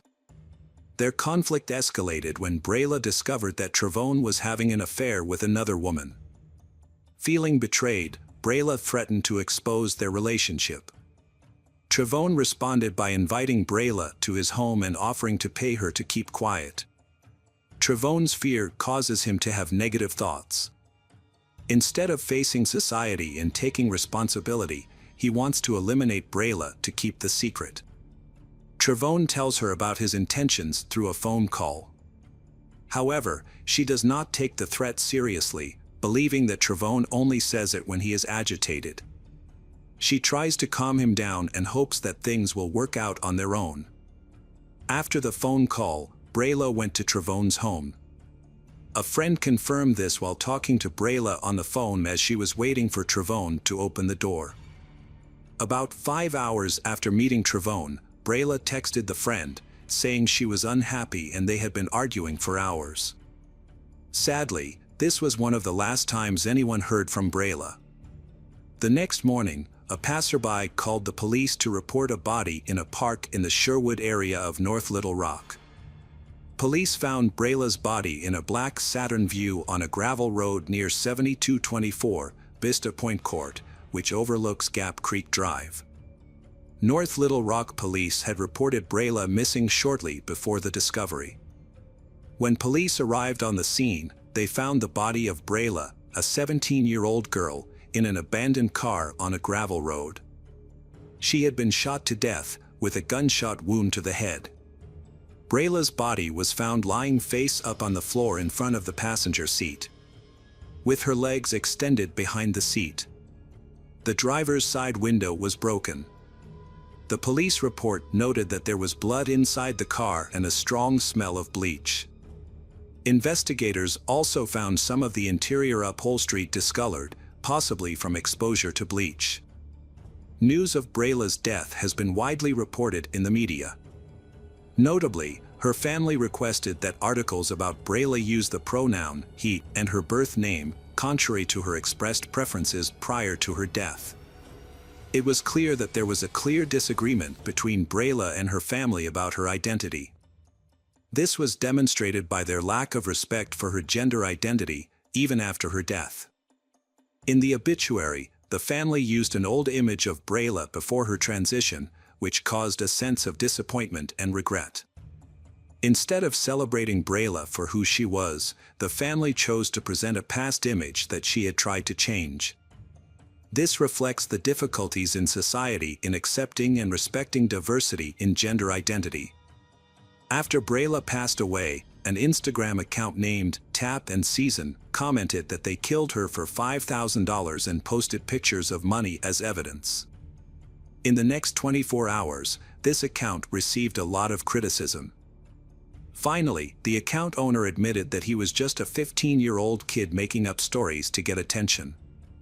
This thoughtless action is not only irresponsible but also deserves strong condemnation. The baseless confession of murder has caused more grief for Brayla's family and friends and affected the whole community. Anxiety and insecurity in the community are increasing as people read the comments and wonder if there is a real killer on the loose in Sherwood. The fact that the police have not arrested the imposter has only made the situation more tense. While this child may not face legal consequences, his actions have had serious repercussions. Hopefully, as he grows up, he will realize his mistakes and learn a valuable lesson about the importance of honesty and respect for others. After a week of investigation, the police arrested Trevone. According to reports, Trevone quickly became the prime suspect in the case. A friend of Brayla provided important information to the police. Brayla was with Trevone on the night of her murder, and the location where Brayla's body was found was a place Trevone frequently went to have sex, due to its proximity to his residence in Sherwood. After Brayla's death, Trevone's manager at Arby's contacted him. During the conversation, Trevone appeared very upset and said that he had screwed everything up and would not be returning to work for a long time. Although the manager tried to ask Trevone what had happened, he only replied that she would know soon. Upon hearing that Brayla's body had been discovered, the manager immediately reported the conversation to the police. With this information and other evidence, Trevone was finally arrested on August 3rd. At trial, prosecutors alleged that Trevone had murdered Brayla to prevent her from revealing their sexual relationship. According to the indictment, Brayla had discovered that Trevone was dating another woman and planned to retaliate by making their previous intimate relationship public. Fearing that he would be labeled a homosexual, Trevone allegedly paid Brayla to keep the matter quiet. However, when he learned that Brayla was still planning to reveal the information, Trevone killed her. At the time of the murder, Trevone, who was 19 years old, was charged with murder. He called his manager at Arby's to express his remorse for his actions. "I'm in big trouble and I could be dead," Trevone said. "I screwed up and I won't be able to come back for a long time." Trevone initially faced a murder charge that could have carried a life sentence or the death penalty. However, he agreed to plead guilty in exchange for a reduced sentence through a deal with prosecutors. The investigation found similarities between Brayla's murder and that of 17-year-old Brian Allen Thompson. Brian was murdered in April 2016 in the parking lot of the Bill Harmon Recreation Center in Sherwood. A center employee discovered Brian dead behind the wheel, having been shot in the neck. Trevone is one of 3 teens charged with his murder. Sherwood Detective Craig Grisham noted that in both cases, the killer fired from the passenger seat, making it difficult for the victim in the driver's seat to escape. Craig also mentioned in his arrest affidavit that both murders occurred at locations Trevone was familiar with, close to his home and convenient for him to escape undetected. While Trevone did not kill Brian, he witnessed the crime from the back seat of the victim's car, according to his testimony to investigators. A Pulaski County court has convicted Trevone Hayes Miller, 20, of the murder of Brayla Stone. Brayla, 17, was shot and killed in the Sherwood neighborhood of North Little Rock on June 25, just days before her 18th birthday. Trevone was sentenced to a total of 50 years in prison, 40 years for first-degree murder and 10 years for unlawful use of a weapon. He has been in custody since his arrest. About a week after the murder, Trevone must serve at least 35 years before he can apply for parole, which means he will be 53 when he becomes eligible for early release. The plea agreement, negotiated by attorney Burke Moore and Deputy U.S. Attorney John Johnson, reduced Trevone's charge to 1 count of murder. Brayla was one of 44 transgender people in the United States murdered in 2020, the highest number ever recorded, though the actual number is likely higher, as 34 additional deaths have been reported since. Many other victims may not have been recorded due to misidentification of name or gender, or because their deaths were not fully reported. Ashley Marie Preston, a journalist and transgender activist, has spoken out about Brayla's murder and called for action. She also objected to the media using Brayla's birth name instead of her real name, despite Brayla's family requesting to use her pre-transition name and pronouns. Local groups was hold a candlelight vigil tonight at Bull Park in Little Rock to protest the incident. A Change.org petition has received more than 100,000 signatures to date. The Center for the Revolution in the Arts, a youth organization in Little Rock, describes Brayla as someone who always made space for others to be themselves. They invite mourners to wear red and purple, Brayla's favorite colors. On Facebook, the organization emphasizes the importance of honoring Brayla's memory and seeking justice for her. Brayla was not just an individual, but a shining example of dignity and courage. She faced many hardships and pressures that others can hardly understand. However, Brayla always maintained her faith and desire to live a free and happy life. Welcome back, detectives. Let's dive into another horrible case. The case of Kelsey Turner. Kelsey Turner was born on March 5, 1993, in Norfolk, Virginia, the second child of Samantha Ingram, who aspired to be a model and dancer. Growing up, Kelsey had an older brother named Colin. After her birth, her family moved to Jonesboro, Arkansas, a small industrial town where Kelsey spent most of her childhood. However, her family life was turned upside down when her parents divorced after a few years. After the divorce, her father returned to Virginia. Kelsey grew up into a beautiful young woman with a perfect figure and attractive features that could easily lead to a modeling career. However, she found school unappealing and enjoyed socializing with friends, dating, and attending various social events. Her ultimate ambition was to become famous, appearing on magazine covers, giving interviews, and walking the red carpet at major events. Despite her ambition, Kelsey had no real talent and had to rely on her youth and looks to survive. While in high school, she began attending modeling auditions in hopes of starting a career. Her mother, Samantha, who dreamed of becoming a model, was happy to support her daughter in pursuing her dream. Unfortunately, Kelsey's modeling career was limited to a few small photo shoots for clothing catalogs. Kelsey married Jerry Turner at the age of 18, when she was already pregnant. Their daughter, Beverly, was born shortly after the wedding. However, the marriage did not last long and ended in divorce. By the age of 20, after giving up her modeling career, Kelsey decided to pursue a career as a men's magazine model. She quickly caught the attention of several men's magazines. Kelsey saw this as the beginning of a great career and a ticket to the life she had always dreamed of.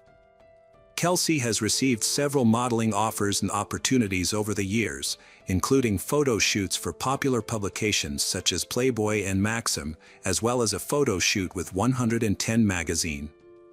She frequently travels to major cities such as Los Angeles and Las Vegas to pursue these opportunities. In an interview, Kelsey describes herself as a curvaceous blonde with a slim waist and reflects her carefree personality, saying that she likes to have fun, party with her friends, and live life to the fullest.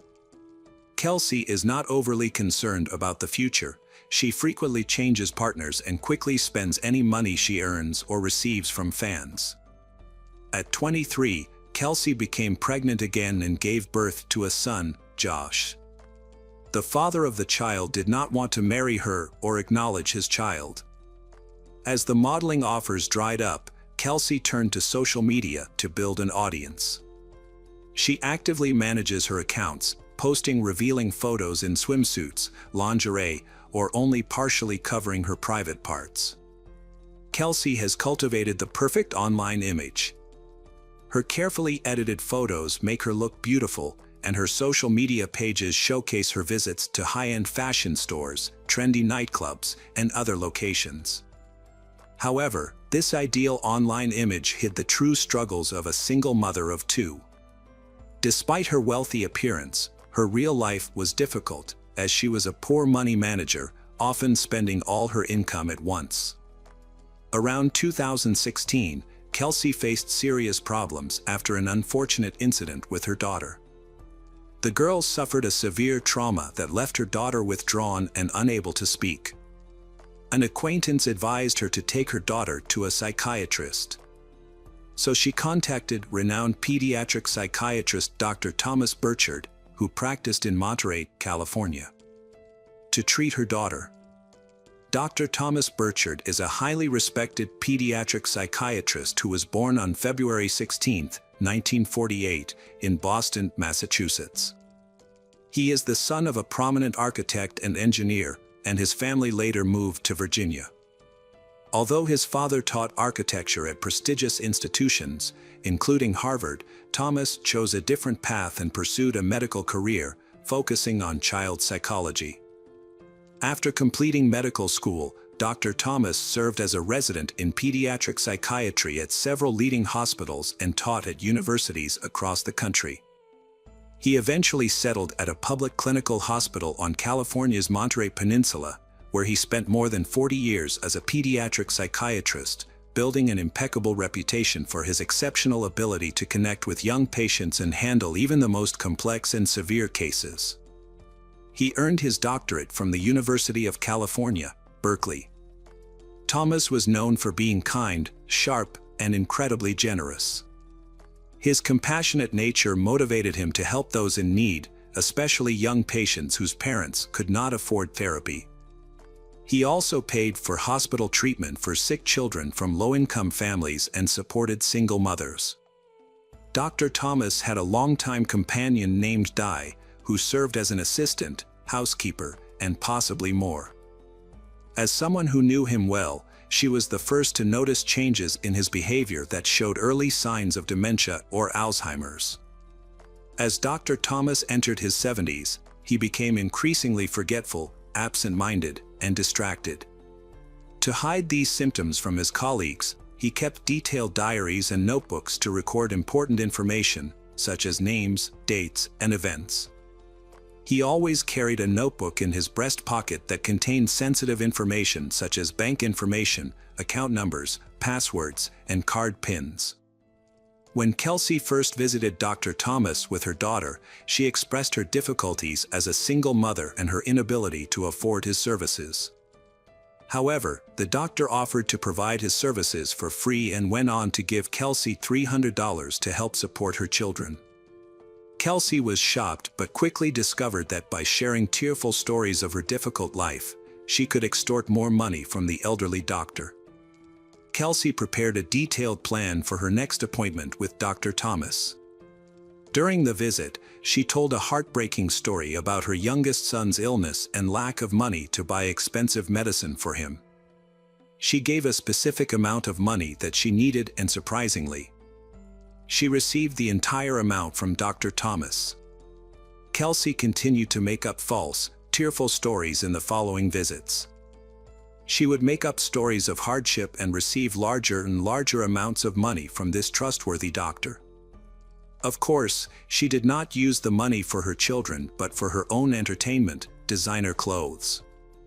Not wanting to return to her hometown of Virginia, Kelsey asked Thomas to pay for her rent in California, saying that she could find work there more easily and that the climate there was better for her children.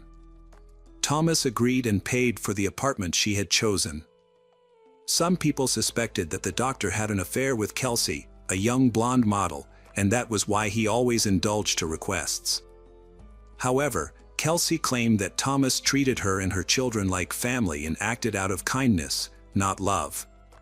Thomas provided Kelsey and her children with a home, paid their bills, and gave them a large sum of money for their necessities. He also leased her a luxury Mercedes-Benz convertible. Over time, Kelsey realized that her modeling career was over and her youth was slipping away. Despite this, she made no effort to find another job and instead relied on Dr. Thomas for financial support. During this time, he spent about $500,000 on Kelsey and her children. However, she squandered that money on personal indulgences, such as breast augmentation and liposuction, in hopes of reviving her modeling career. Kelsey's excessive spending and partying lifestyle led to her neglecting her children. This eventually led to her ex-husband, who had won sole custody of their daughter through the courts, stripping Kelsey of her parental rights. As a result, Kelsey was left with only her youngest son. Thomas was furious when he discovered the situation, but his anger was directed at Kelsey, not at her ex-husband. It was clear that Kelsey had neglected her children and was using the money meant for their care to support her lavish lifestyle. Dr. Thomas decided to address the issue with Kelsey, informing her that he would no longer support her lavish and idle lifestyle. However, Kelsey responded by threatening to spread false rumors that Dr. Thomas had inappropriate feelings for his young patients. Although he knew this was a lie, Dr. Thomas realized that any further rumors about the matter could seriously damage his reputation as a respected pediatric psychiatrist and scholar. Faced with this threat, Dr. Burchard reluctantly gave in to Kelsey's demands and continued to support her financially. In 2019, Kelsey moved to Las Vegas with her son to try to revive her modeling career, and she expected Thomas, whom she was blackmailing, to fund the effort. As instructed, Thomas rented a house for her and provided the requested funds. However, after receiving the financial support, Kelsey disappeared for 2 months and her whereabouts were unknown. Later that year, in February, Kelsey reappeared, contacting Thomas in an emotional state, saying that she was seriously ill, unable to work, and in dire financial straits. When Thomas refused to help, Kelsey's attitude changed completely and she continued to threaten and blackmail him. Judy, who was close to Thomas, advised him to report Kelsey's behavior to the police and contact Child Protective Services, due to concerns about Kelsey's ability to care for her younger son, especially since she had previously lost parental rights to her older daughter. Dr. Thomas took steps to prepare in case the conflict with Kelsey escalated in court. He informed his colleagues of the situation, and they agreed to support him. Judy had previously attempted to resolve the issue by speaking directly with Kelsey. Unfortunately, her efforts only resulted in Kelsey threatening retaliation. Thomas decided to travel to Las Vegas to verify Kelsey's claims. Judy tried to dissuade Thomas, but he was adamant about traveling to Las Vegas to meet with Kelsey. Judy also offered to accompany him as a friend for support, but Dr. Thomas insisted on handling the matter himself. He finally set off on March 1, 2019. On the morning of March 7th, a group of tourists got lost while traveling through Nevada.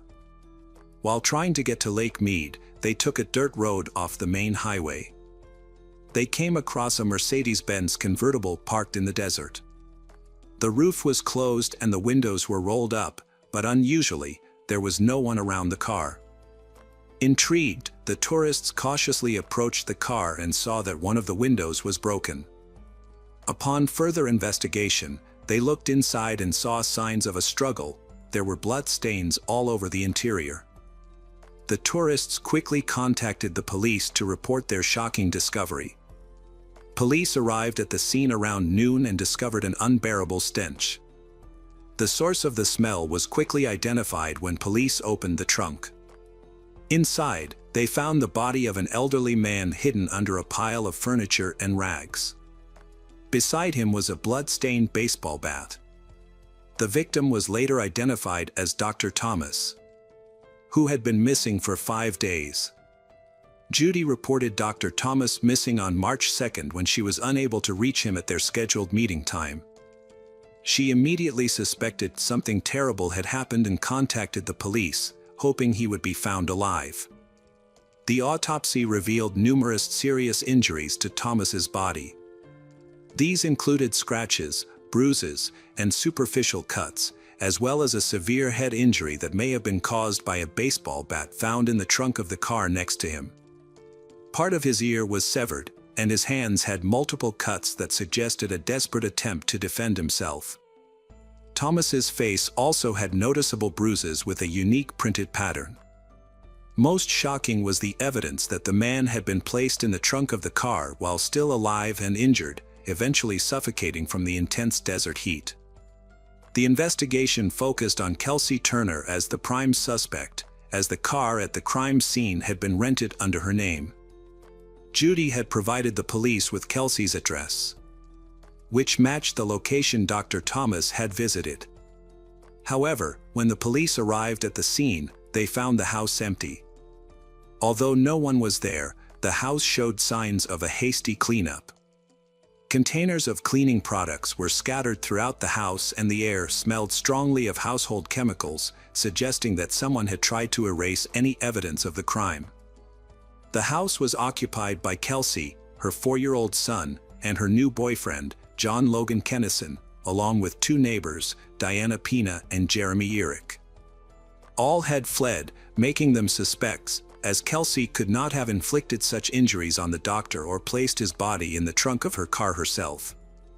Jeremy Eric was the only person the police interviewed. He explained that he and his girlfriend had left Kelsey's house while the doctor was still alive. According to Jeremy, his girlfriend had been drinking heavily and began flirting with Thomas, trying to extort money from him, similar to Kelsey's tactics.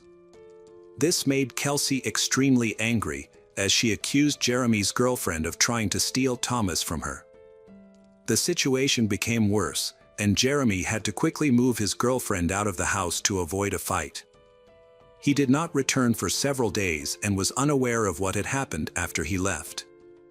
During the investigation, the police learned from Judy that Dr. Thomas kept a notebook with his bank account information and passwords, which he frequently lost. When they searched, they discovered that the notebook was missing. Furthermore, 2 of Dr. Thomas's accounts showed significant withdrawals on March 3rd, after which Thomas's accounts and cards were immediately closed. On March 21st, in Stockton, California, police arrested Kelsey and her boyfriend for attempting to withdraw money again. It was later discovered that the couple had stayed in various motels with a child, paid in cash, and moved frequently. They initially attempted to drain all of Thomas's accounts but were unsuccessful. They then attempted to withdraw more money with the intention of fleeing to Mexico but were prevented by the accounts being closed. Diana, a neighbor who was at Kelsey's home that night, cooperated with police and shared her account of what happened on the night of March 7th. According to her, the trouble began after Jeremy and his girlfriend left. Kelsey had a heated argument with Dr. Thomas, who refused to give her money. Kelsey threatened to ruin the doctor's reputation by spreading rumors about his misconduct with young patients. As the argument escalated, Kelsey became aggressive. Dr. Thomas, feeling threatened, locked himself in his room. However, John broke the door open with a strong shoulder thrust and then hit Thomas hard with a baseball bat. This caused a serious injury, resulting in a large hematoma and a nosebleed. Diana rushed in, pleading with everyone to calm down. Seeing Thomas's condition, she urged them to take him to the hospital, fearing the consequences of their actions. After hearing Thomas say that he would tell the police that he had been attacked and robbed by strangers, the four drove to the garage.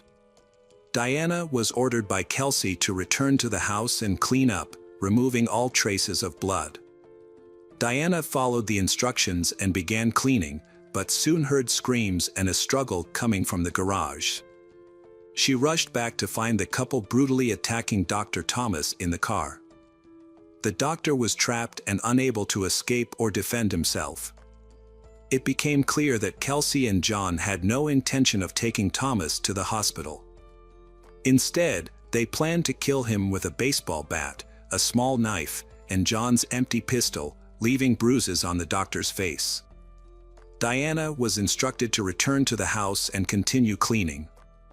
Fearing for her safety, she complied and left the garage. While Diana was still cleaning, she heard the couple's car drive away. Several hours later, John's car returned with Kelsey, but the other car, a convertible, was nowhere to be seen. Diana remained unaware of the convertible's location until she heard about a car found in the desert with a body in the trunk. Diana chose to cooperate with the police from the start by agreeing to a plea deal and sharing all relevant information she knew. This decision resulted in a reduced sentence for tampering with evidence, serving just 3 years in prison. John Logan Kennison was convicted of murder and sentenced to 45 years in prison with the possibility of parole after 18 years. Kelsey Turner's trial was more complicated. After her arrest, she announced that she was pregnant, causing significant delays in the trial. While in custody, she gave birth to a baby girl who, along with her son, was placed under the protection of social services, as none of Kelsey's relatives were willing to take on the responsibility. Kelsey Turner was sentenced to 25 years in prison in January 2023, with the possibility of parole after serving at least 10 years. She is currently serving her sentence at the Florence McClure Correctional Center for Women in Las Vegas.